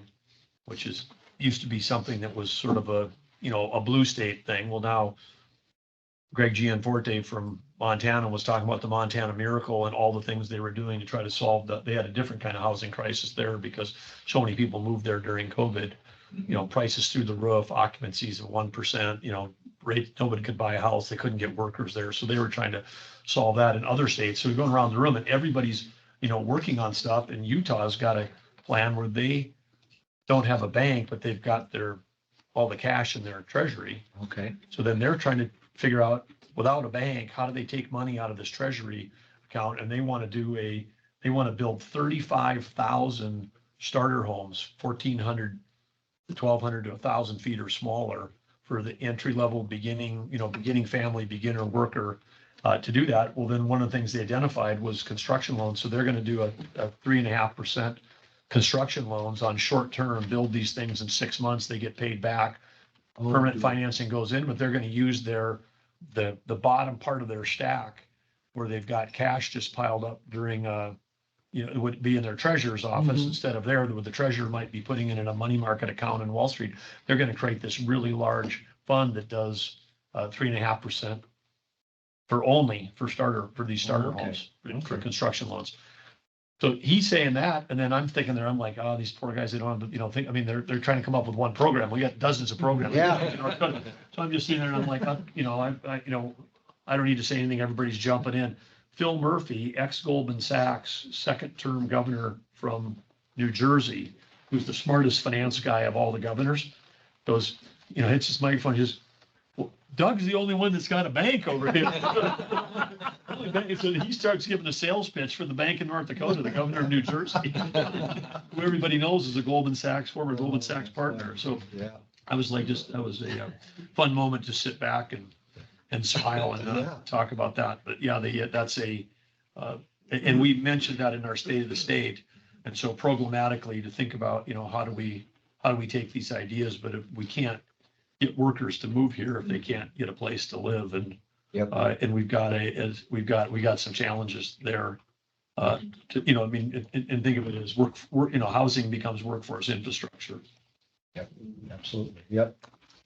Okay, I'm gonna ask for a 60-second break before we start. Sure. I think these guys have rotated in and out. I haven't had a chance. Okay. Back on schedule. Managed to burn our cushion. There you go. There you go. Starting right on time, 15. Bank of North Dakota meeting is back in business, and we've got the whole crew here. Todd, Rob, Kelvin, Kirby, Greg, we got everybody here. So fire away on you're starting off with the fourth quarter. Yeah, we'll start off with our year-end. This isn't our audited statements. This is our year-end. And I'll just start off by saying another really good year, record profits, and I'll just turn it over to Rob and he can kind of go through the details. And a very challenging year, but go ahead, Rob. Yeah, we'll start on page 1 of the balance sheet. So we did end the year at 10.1 billion in assets, slightly above budget, but in line with 2022. Our total loan portfolio was up 7.5% over 2022. Commercial loans were higher than budget by about 55 million. We had strong activity in the commercial market, flex pace.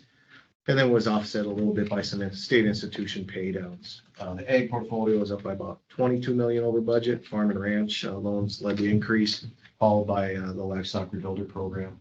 And then student loans were lower in budget by about $31 million. Deposits were up by about 7% over budget due to strong tax collections and revenues higher than anticipated state fund balances and strong oil. And then equity was slightly under budget, about 159 million. We did transfer the remainder of the 100 million, which was 52 million, to the infrastructure revolving loan fund in July. And then we had $20 million base contributions. Tell us more about that $52 million transfer and the history of that. That comes off of 15-17 legislative session where they committed $100 million of capital to the bank, to the infrastructure revolving loan fund. So we did 48 million, I think, around the first biennium. And then the infrastructure revolving loan fund didn't need the funding because it had enough cash going. And I think there were some other contributions in that meantime. And so this last period, given the growth, the rate environment, the infrastructure revolving loan fund needed the remainder of our capital commitment of 52 million. And that legislation survived from 15-17 till today. And who made the call for the other 52 million and the timing of that? Are you guys calling it to yourselves? To ourselves. Yep. So you were able to manage that over time, and you knew that was an outstanding obligation. And prior to this year, how did you carry it on the books? The 52 million? Yeah, we don't have to book any sort of contingent liability. So it wasn't showing up on anything we'd seen in the past. Correct. And then you're just moving it from one pocket to another in some ways? Yeah. This one actually comes out of our capital and went into the separate fund that's outside our balance sheet now. So now that is fully funded for that. So it went from your balance sheet to a legislative directed? Absolutely, yep. And did that, were you able to communicate that level of complexity to the legislature last year, that in addition to everything else you're taking out, we might have to do this 52 million? Yep. Yeah. So do you think you were able to keep the withdrawal, legislative withdrawal, 52 million lower, or did they not even listen to you? No, we knew that was committed. We knew it was going to be coming. We probably knew it would go in this session. But we did include it when we showed everything that was going to come out. We talked about that. I mean, got down the last session, we thought they're going to try and take another 100. We got that stopped and changed that to a line of credit. But this was originally put in place back in. Yeah, so it was 2015, 2017. So to fund the infrastructure revolving loan fund originally, they used 100 million from the bank and 50 million from SEF. And so then what happened was, as the fund has evolved over time and they've opened it up to more availability to political subdivisions, they put in other money. So there was 50 million that came in when they did bonding. 1 year they had put a trigger in, and so about 35 million had come in from oil and gas taxes. And so what we had done is just delayed that contribution, the rest of the contribution from the bank, until we absolutely knew that we were going to have to put it in. And that was last year was when we saw the demand on the fund, and we also knew we were going to probably have to transfer loans over to the legacy fund. We felt like that, okay, our 52 million needs to go in, and then we'll do the transfer to the legacy fund. Yeah. And are there any other outstanding potential legislative transfers that are still hanging out there, or that was the biggie?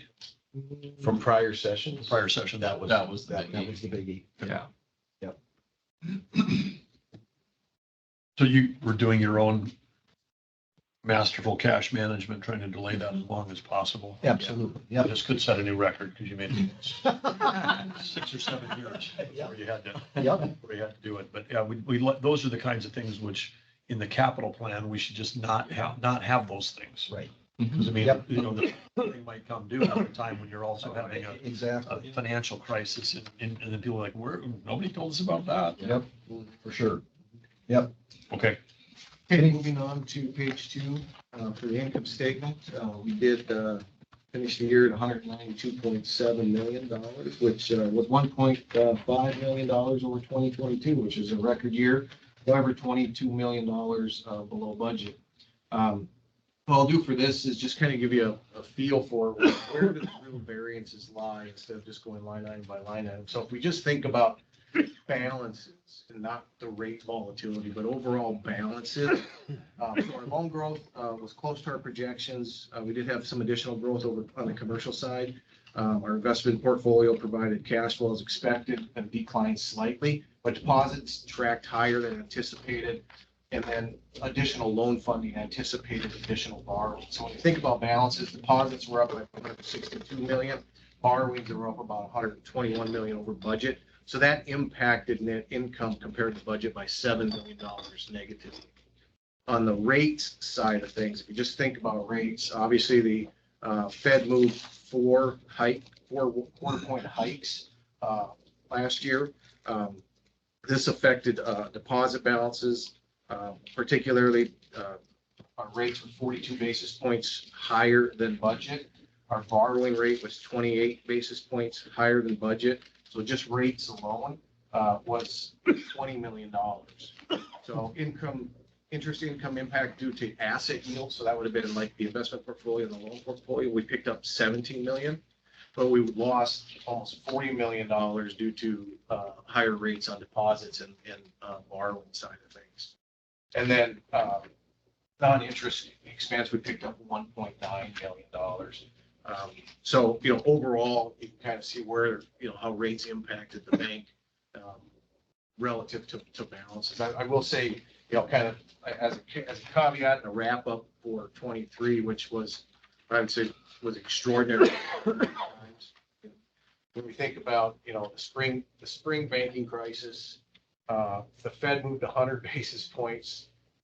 Some of our FIs had excess liquidity. Some of our FIs were fighting for liquidity. Deposit rates took off. Loan activity was still very robust. So we had this compression that was, evolving on the income statement and on the balance sheet. So we had a lot of robust conversations that involved then a lot of modeling around the balance sheet, around interest rate risk.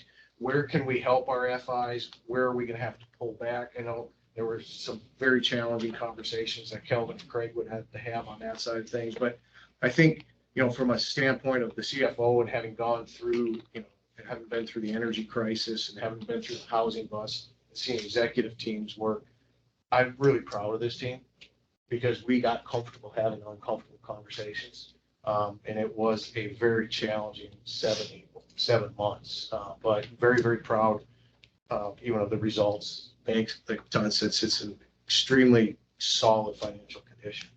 So I do want to thank our executive team and funds management, investment committee, people that aren't on the executive team. So good, solid year, given the challenges we had. With that, moving to page 3, I'll just touch on a few of the ratios. The leverage ratio, which is. Tell me one last thing on on interest expense, we had the rising rate piece of this thing. But tell me a little bit more about how, because we ended up 41 million over budget on that, but then weren't able to make it up on interest income. And we had an uptick of 17 million, but our costs went up our cost of money went up faster. I think people often think of banks being able to generate excess profits during a time of interest rates. Yeah. So what was occurring was the rates twofold. One is the Fed was moving, but when the banking crisis hit the rates even jump more, especially in that 5. The Fed's control the short end, the market controls kind of the middle and the longer end. So the middle and the longer end was moving so fast. And what you were seeing, and Craig can speak to this, and Kelvin more intelligent than I can, you start committing to loans 60 to 90 days on pricing that is now 150, 200 basis below, where you're sitting today. And so we had this massive, compression of rates are moving so fast. You're committing to loans, moving to we're only going to commit to 30 days because things are moving. And so, everything was just moving so fast in that nature because of the market piece, and you're committing 30, 60, 90 days to that pricing. It was moving so fast. And then also we have a large amount of our portfolio was in a fixed rate loan. And you got to remember 80% of our deposits are from the state, which are put in at 6 months. Yeah. So those move. So Commissioner, we kid Treasurer Beadle that he's complaining about the rates we pay. And what was he, 1,500, yeah, 15,000%. Yeah. He was- Yeah, 32 million over budget right now Yeah. to date. 15,000% over interest income. but- Over his interest income for what he budgeted. So I just tell him, I smile and say, just say thank you. But no, anyway, that is the reason that it got compressed a little bit, was because we had a lot of fixed rate loans.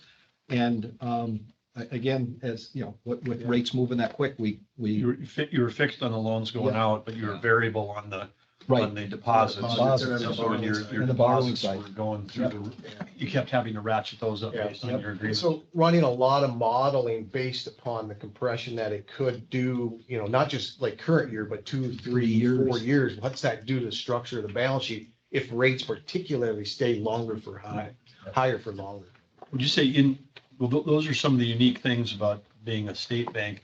Were there some of the banks either in North Dakota or the large banks that were able to navigate this thing where they just kept charging more, but their cost of money was lower, and this rising interest rate thing gave them, or was everybody kind of in this Everybody's in the same boat. I would say everybody's in the same boat. For us, the only thing I would add is us, you think about 2022 and the year ended in that quarter, there's a lot of large projects, large multifamily type projects that came on that are construction loans. So part of the other thing is you've got, several $100 million of advances that are occurring in the future, right? From there that are going and applying to having to fund down the road. And so that was a big part of it. And then, so the conversations we were having were very much around liquidity and how can BND play a role. And we have, 4 or 5 different avenues that we work with FIs on that. And, but yeah, it was pretty much everybody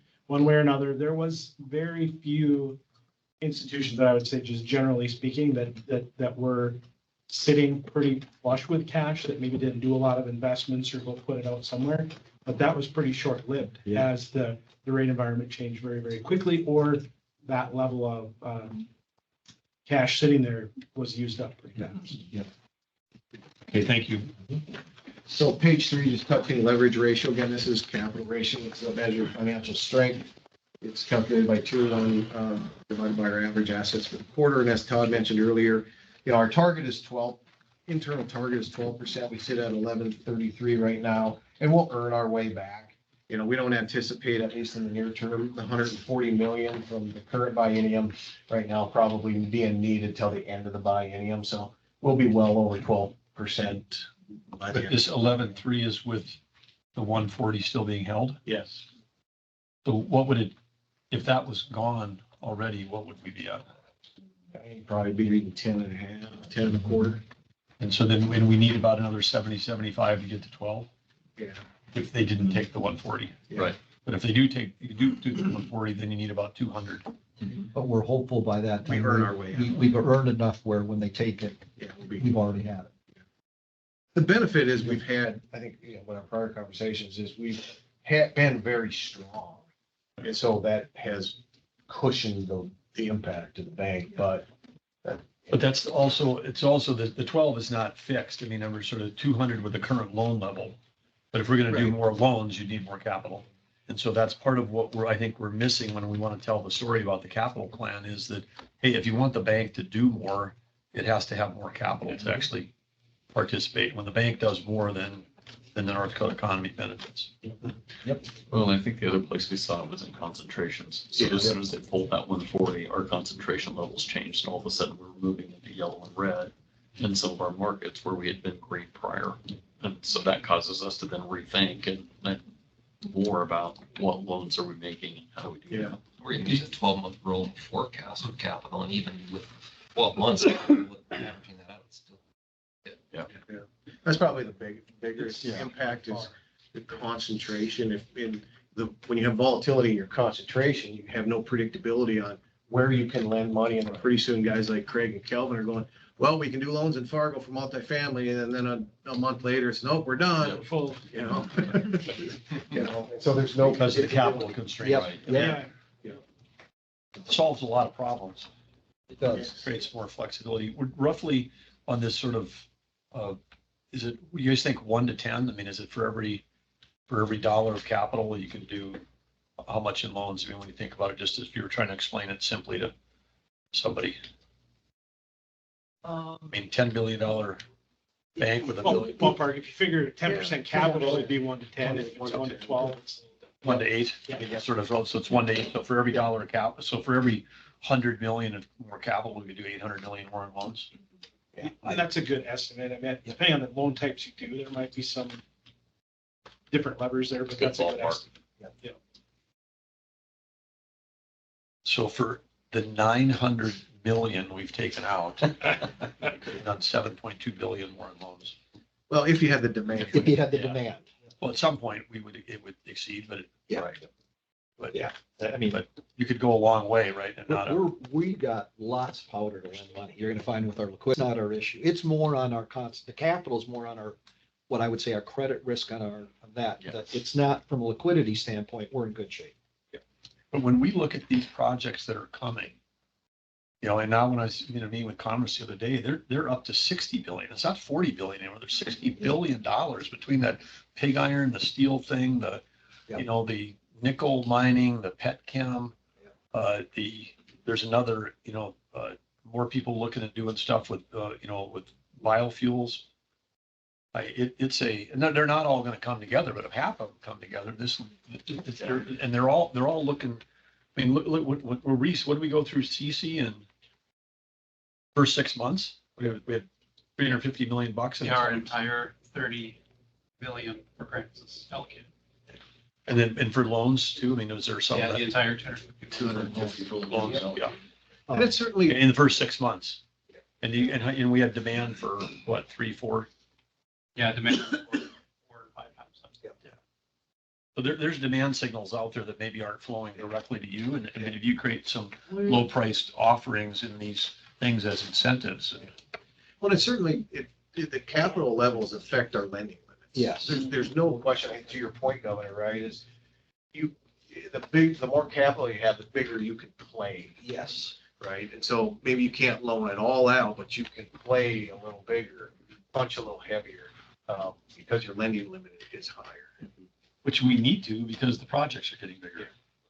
And you think about our programs that we offer during disasters, droughts, where we step in, I mean, that's a capital intensive contingent that we have to factor in. And that could be anywhere from 50 to 200 million, depending upon the severity of things, if you just look at the last 7-8 years of the bank. And so that's a big move to be able to know we have that there. And that's part of, what we talk about from a capital perspective all the time. All right, just moving on to page So 4. when we have a grass fire emergency, we can either put it out or wait for the blizzard to come. The best was a drought in one side of the state and flooding in the other. That was the most challenging, that was the craziest one.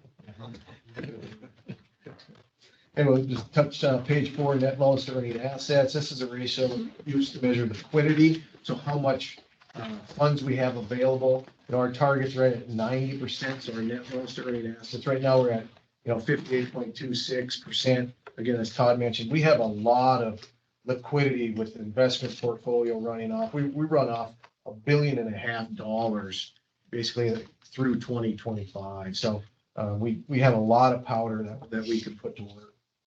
And then just touching page 5 a little bit, this shows the 5-year history and the peer comparison. On the left-hand side, you can see 2019 through 2023. Just to kind of give you a feel, our deposits since 2019 have grown by 71%, and our loan portfolio has grown by 26% over that 5-year period. On the peer side of things, I think we're still, performing very well, strong efficiency ratio. Return on assets is 190 compared to peers at 67 basis points and 5 basis points. Strong return on equity and even, net interest margin, still, very good considering the compression that we experienced in 2023. With that, I will turn it over to Kirby for its loan originations unless there's any questions. Maybe one comment, we did hit a record last month of, we did get up to 10.75 billion. Yeah, we had a private customer, did an offering, and we do some they plant some dollars with us. We use it to offset one of our swaps, but they planted about 500 million temporarily with us. So it popped us up to 10.75 billion. There's a chance, depending upon timing, because the general fund is still flowing and filling up. That's at the bank. There's a chance we could crack close to 11 billion for the end of February total assets. So That'll be short term. Because that 500 will go back out. It'll, yeah, over a period. over a period of time. Yep. One thing for, I mean, just for selling, I don't know where we would use this. It may not be with the legislature, but when we think about sort of this, 10 billion, 11 billion, and then we've got less than 1 million people in the state, there's a per capita thing. If you're California and if you had a state bank and you had 40 million people, their bank would have to be 40 times as large to have the same ratio of capital per capita. So doing the same work in California as here, it'd have to be a $400 billion bank instead of 40. But I think that's a thing, because even like with New Jersey, it's like, oh, it's just a little bank. Oh, it's just $10 billion bank. No, I mean, it's the second largest bank in the state of New York. Right, but it would be, again, if they wanted to have the same impact we're having, they'd have to have a $200 billion bank in New Jersey, so they'd have a ways to go to get there. Yep. So we don't want to undersell ourselves because we're a small bank. I mean, we know we are small relative to the trillions of capital in the world, but somehow as we go forward, probably worth thinking about how do we sell ourselves that way, particularly when we're dealing with these large sophisticated companies that are out of state, so that they see this as a real commitment. I think along page 6 then, and Rob talked about just all the loan growth, and here's 2 years worth. You can see a lot of that came from. So 22 was our record year, and 23 it was not quite at that level, but you can see pretty close. So in 23 we had 2.5 billion of loan originations and renewals, compared to last year at 2.8 billion. So we're down about 317 million this year, but still just look at the tremendous activity kind of across the board. Commercial activity was, of course, way up to almost 2.3 billion of activity this year. And a lot of that, of course, bank participations in the state institution loans. Ag loans were strong, but not as strong as last year. Of course, the increase in interest rates, land prices, affecting some of the beginning farmers. And then just the overall strong ag economy resulted in less participations with BND and reduced need for lending, a lot more liquidity out there. So we weren't surprised at the decrease there, but still almost 200 million of activity there for the ag portfolio. And then the student loan portfolio, we are seeing a continued gradual decline in loans originated there. Of course, the forgiveness talk and decreasing enrollments have impacted that, as well as the interest rates on the federal side that are more favorable than our rates. The other big piece is our consolidation loan activity is literally down it's about a quarter of what it was just back in 2021. So consolidation activity leads to a big chunk of that. I would just say it's not talk. I mean, now, Biden's at $138 billion of giveaways. I mean, this is the largest pre-election, political giveaway ever. And it, he's bragging about going around the Supreme Court when the Supreme Court tried to start it. Then they found, 14 other ways through executive orders to do this. But why would anybody take a student loan from us when you could roll the dice and take a Fed student loan and maybe you won't have to pay anything? Right? Yep. And ours are really gap financing. We encourage them to go to federal first because that's the right way to do it. Ours is more of the gap financing, but that's the reason our consolidation has gone down. And we when they call, we advise them. We say, you better, we'll do it for you, but there is some talk of student loan forgiveness. So we make sure that we're aware because we actually feel bad. The people years ago that did do the consolidation made absolutely the right business decision. And if you there is get a lower interest yeah, rate. yeah. So, but on the bottom of that page, you can see our legislatively directed programs. They're also really robust activities. Kellen's team infrastructure loans, construction, water resources, and of course, clean sustainable energy are big ones there. In terms of risk planning for the bank and exposure, and Doug, maybe you weigh in this on a theory too, but I mean, I think hopefully the majority of policymakers, and I mean, there'll be 40 organizations, I think, statewide that are lined up to try to defeat this, the property tax, the big lie. about that property taxes will go away is it's just supposed to be relabeled something else. And it is and so I think the group is going to be called Keep It Local, I think is what they're driving on. But I've heard from key legislators like, Paul Thomas came in, and where I'm going with this is what's the impact on all of this ag lending? Because he said, hey, the first thing we'll do if this thing goes away and the state's got to cover the tab of a couple $2 billion of local stuff, he said, we won't raise taxes. We'll be afraid to do that, but we'll get rid of exemptions. So he shared with a group of 10 legislators in this room, he said just a week ago, he said, hey, I bought a new combine, I got some new whatever. He said, I'd have paid $75,000 in sales tax without those exemptions. He said, I pay $15,000 of property tax. I'd rather pay 15, not 75.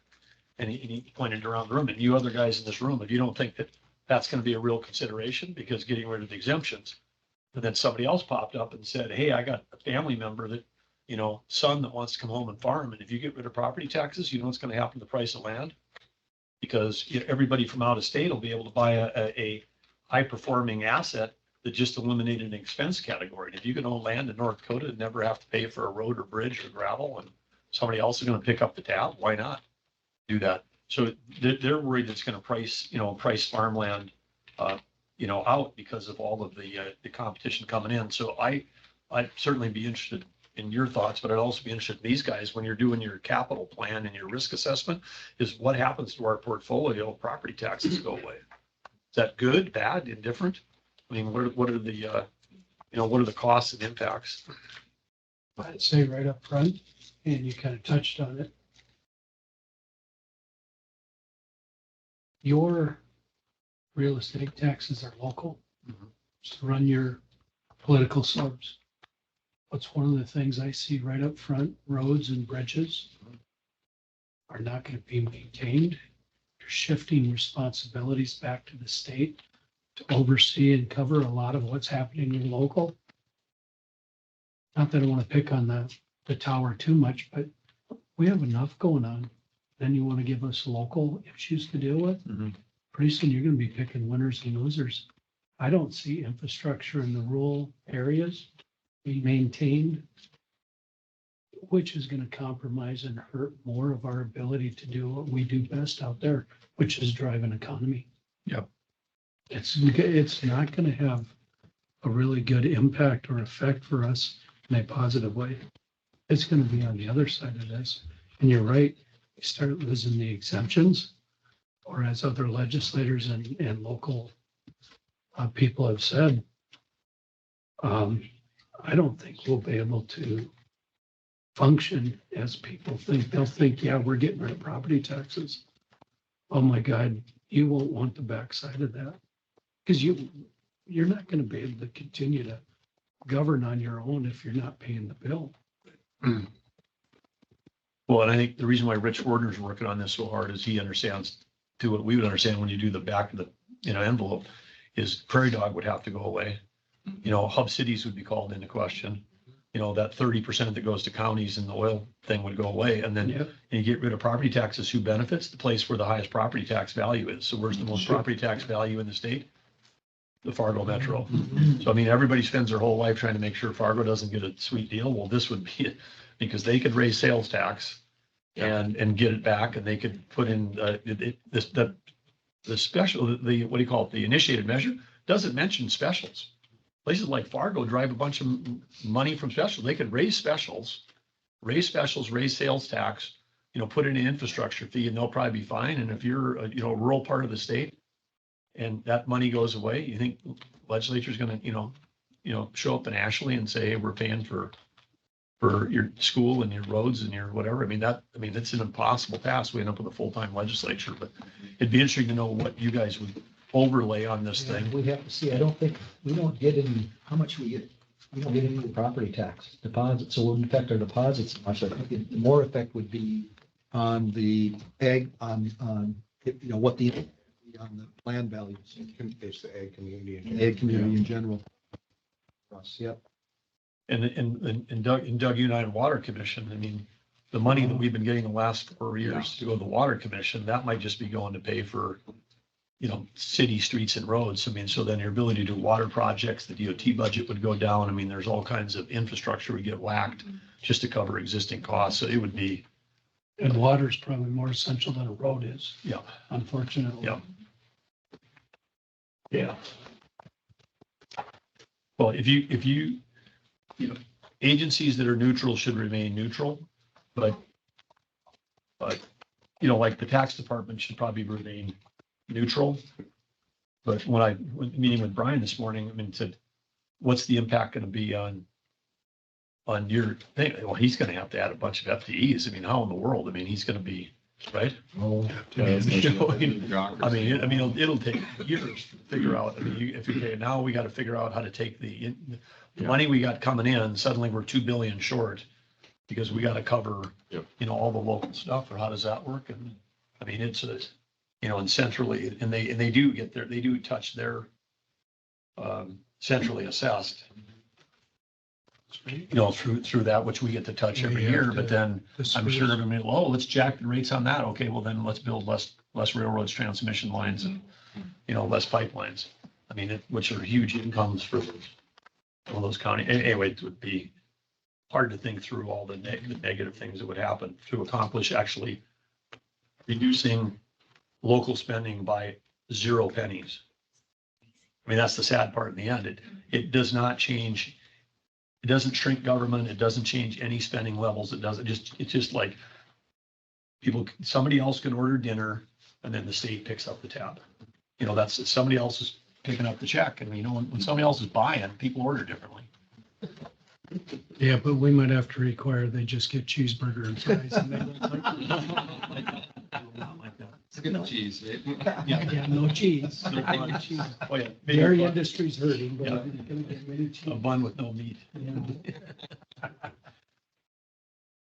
All right, on page 7, this is our loan portfolio balances. These are the ending balances, and you can just see the amazing growth on the commercial side. That's the blue bars. We're up at 3.6 billion now in our commercial loan portfolio. That's up another 446 million from last year. And last year we saw a 764 million increase. So 2 consecutive years over $1 billion of growth just in the commercial portfolio. On the ag side, you can see we kind of peaked out back in 2020. We had all of our disaster loans. Then we've kind of decreased that portfolio a bit. And now this year, for the first time, we're seeing a bit of an uptick. So we'll see if maybe we plateau and we're going to start seeing a portfolio increase again. So we're at 734 million on the ag side. That's up 24 million on the year. Student loan portfolio continues its gradual decline. We peaked back in 2020 there as well at 1.2 billion. We're down at 1.1 billion now. We're down about 122 million from the peak.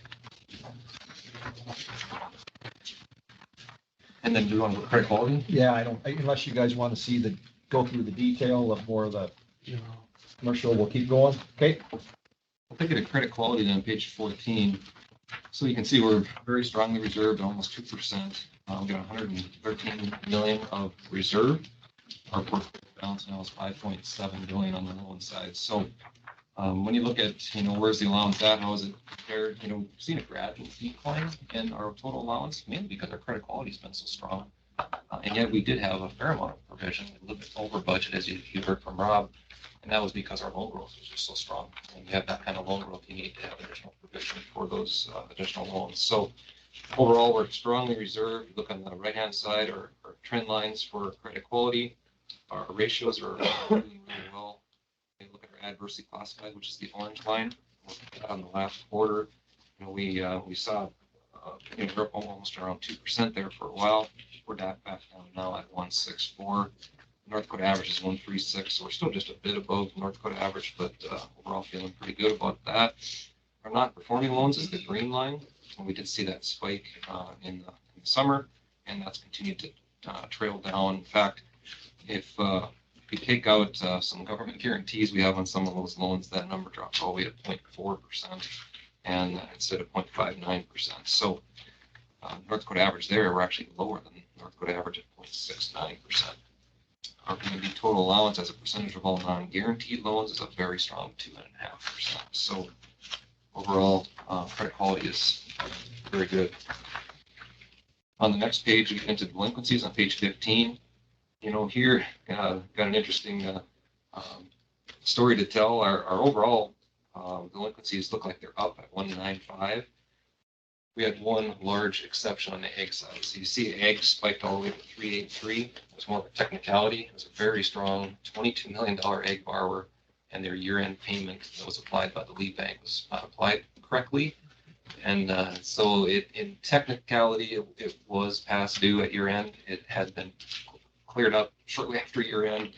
We don't really count that. If we take that out, we actually would have seen delinquencies decrease this year all the way to 155 instead of 195. So we would have seen actually a decrease in our delinquencies if it wasn't for that one.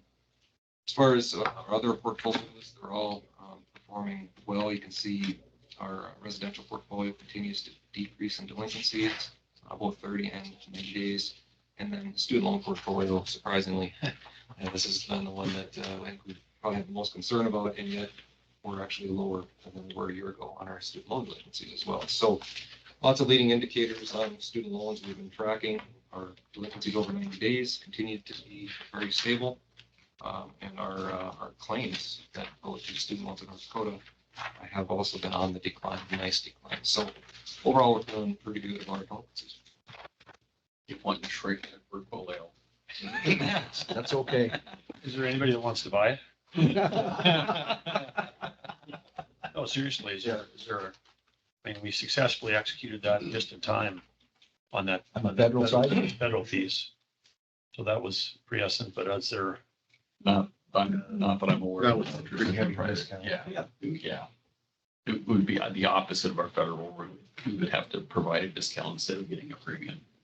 And and I think if we did that, they would continue to want our guarantee. Yeah.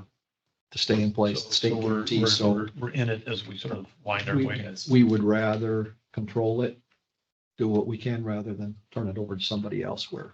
Yeah. So. Well, and we're fortunate that we've got a group of people that actually pay. But in North Dakota, we are. We are. Yeah. I think, part of what we did this year with, or late last year, making this change where we're only providing, words in state, if you will, per se, we'll continue to see that portfolio shrink by, I think that's out of state was about 20% of our portfolio. Mm-hmm. So we'll continue to bring that down, probably a little more than the 40 million a year that we've been bringing it down. And so continue just to bring that down and focus on the in-state. And I think, when we talk to our folks doing collections, to your point, it's not the folks in North Dakota that we're having trouble with. It's Wisconsin, Minnesota.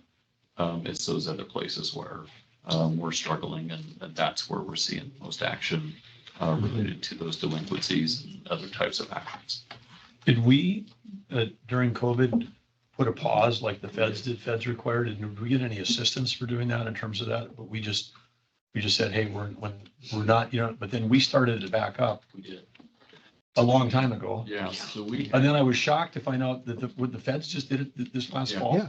I'm like, I thought COVID was over 2 years ago. I mean, so then some people went for like 3 years without making a loan payment. On the federal side, yeah. How would you even know if you were going to start paying again? And that's the challenge you have if you're watching what's happening with the feds is there's a lot of confusion because then also you had a lot of transition nationally where some of these portfolios got sold to other servicers and their actual servicer is. And so it is quite a mess. I just trying to remember, did we have 260 million or so in deferment on COVID at one point? Yeah, it's more like 250 something. Yeah, 256 or something. So we had that sitting in deferment, and when we started repayment on January 1 of 2022 or 21, I can't remember. Where it was a year after COVID, it was 21. We went 21, about. yeah. Yep. So we went back into payment, and so all of ours moved right back out and started paying again as opposed to what the federal government did. And we actually had borrowers go, I just want to keep, Yeah, I'll just keep paying. keep paying. I can, yeah.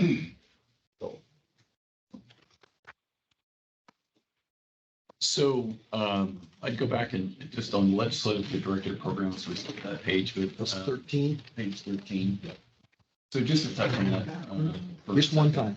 time, quickly. Just as you're looking at that, we topped out over $1 billion now in our legislatively directed programs. We anticipate that this year with clean sustainable energy and the work that Reese is doing, that we'll continue to see clean sustainable grow and some of these others. The legislature is already having discussions about school construction and looking at putting more capital into school construction to help them meet the demand that they've created by raising their loan limits in that program.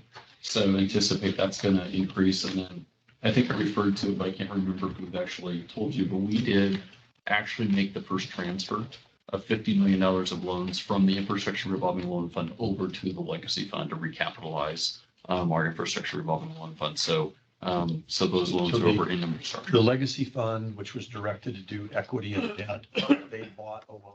They bought $50 million worth of loans. Of good loans. Of good loans from the infrastructure revolving loan fund. And then we took that 50 million so that we could keep lending. So you guys got cash to replenish the fund to make new loans. They've got a performing asset with a long term with a good rate. Yeah. Does it rival what they could get? It's not, I shouldn't say good rate, no. So it's our 1.5% Okay. rate. So it's a fixed income of 1.5%. And these aren't on the bank's balance sheet. These are, this is a off-balance legislative directed. Why would the legacy fund take a 1.5% return? Because they were legislatively Because the directed? legislature, yeah, that was the legislature's decision, was either they had to put money in or they created this alternative to move it over into the legacy fund.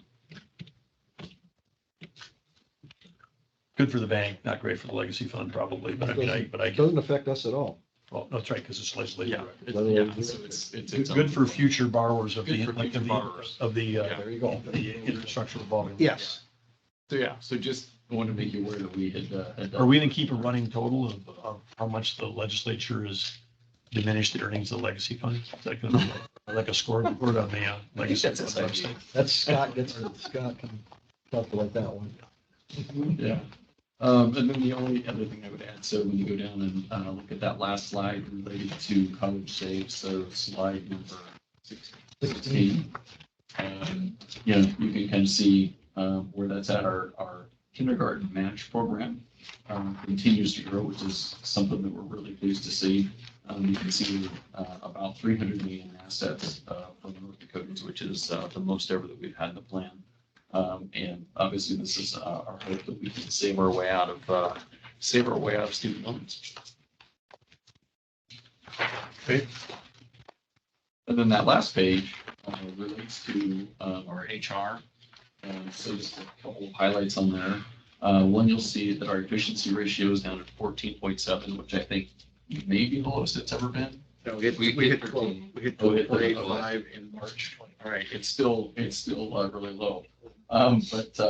So that continues to remain really good. And then you can look at our assets to earnings per employee, and you can see how that has continued to grow over the course of really the last 10 years as we have grown the bank. So continue to grow and do well. You know, I guess just to kind of wrap up, Todd was talking about Eric. The other thing I was thinking about Eric, and one of the things that he said a lot to all of us was that D&D is the bank of good. And that's our job, is to go out and make sure that we're doing the right things across the state and helping the state. So that was a lesson that we always learned from him, was thinking about that. And then the other thing I would say, you know, in thinking about Eric, was he was always about the employees. I was looking at some of his previous videos that he had done around the 100-year anniversary and whatnot. And he was always talking about the employees and how he drew his inspiration from them. And I think, you know, when you look at this page and kind of reflect back on what he was able to do and utilizing technology to really drive the growth of the bank without adding a pile of employees, it really speaks to what he was about. So this is kind of a couple of closing comments as we round out our performance highlights. Great. Any questions for the bank leader? Well, that concludes that section. Make an on-time transition to the Bank of North Dakota executive session. General? Yep. Governor moved it under the authority of North Dakota Century Code Section 6-09-35 and 44-18.4, 44-04-19.1, 44-04-19.2, that the Industrial Commission enter into an executive session. Purposes of Bank of North Dakota confidential business and for attorney consultation. Second. We have a motion and a second. Call for the vote. Call for the vote. Commissioner, Yes. Attorney General. Yes. Governor. Yes, motion carries. The commission is now meeting in executive session regarding Bank of North Dakota confidential business pursuant to NDCC 6-09-35. Consider those items listed on the agenda under Bank of North Dakota confidential business. Only commission members, their staff, commission staff, and B&D staff will participate in that executive session. Any formal action taken by the commission will occur when it reconvenes in open session. I remind the commission members and those present in the executive session that the discussions must be limited to the announced purposes and is anticipated to last approximately 30 minutes. The executive session will begin at 4:01 p.m. Okay, we're back in open session. During the closed section, we got reports on confidential business at the Bank of North Dakota. There was no votes taken in confidential and no votes being required to take in open. The next item is consideration of January 24th meeting minutes. I so move. Second. We have a motion second. Are there any additions or corrections? Have a good one, guys. Hearing none, we'll call for the vote. Commissioner, Yes. Attorney General. Yes. Yes. Second item is the attachment 19, which is a modification, the use of litigation fund guidance. Governor, this is just in addition to a previous memo that we brought to you in July last year. And it gives guidance on how we can use $3 million of funding that was appropriated to the Office of the Industrial Commission for use related to lignite related litigation. And so we're updating this memo to just add one bullet point there. In addition to payments to Special Assistant Attorney Generals for various services, payment for the development and implementation of litigation strategies, including but not limited to analysis of legal, technical, and economic aspects relevant to lignite litigation. This is the category at the last meeting, Reese and Claire brought to you for funding related to a study. And so rather than having to bring that back to the commission every time, the Attorney General's office thinks that's the kind of thing that makes sense for litigation strategy. We're just adding it to this memo, and so it can be covered generally. I move it. Second. We have a motion and a second. We'll call for the vote. Commissioner, Yes. Attorney General, Yes. Governor. Yes, motion carries. Okay, that concludes our business for today. Thank you to the Industrial Commission staff and my fellow commissioners. Great meeting today, and keeping to move the ball forward on a number of really important things. So appreciate you and your teams devoting all the time and energy you do to the Industrial Commission business. It is one of the most important things the three of us get to do. So thank you all. Enjoy serving with you, and you guys have a great Tuesday evening. Thank you.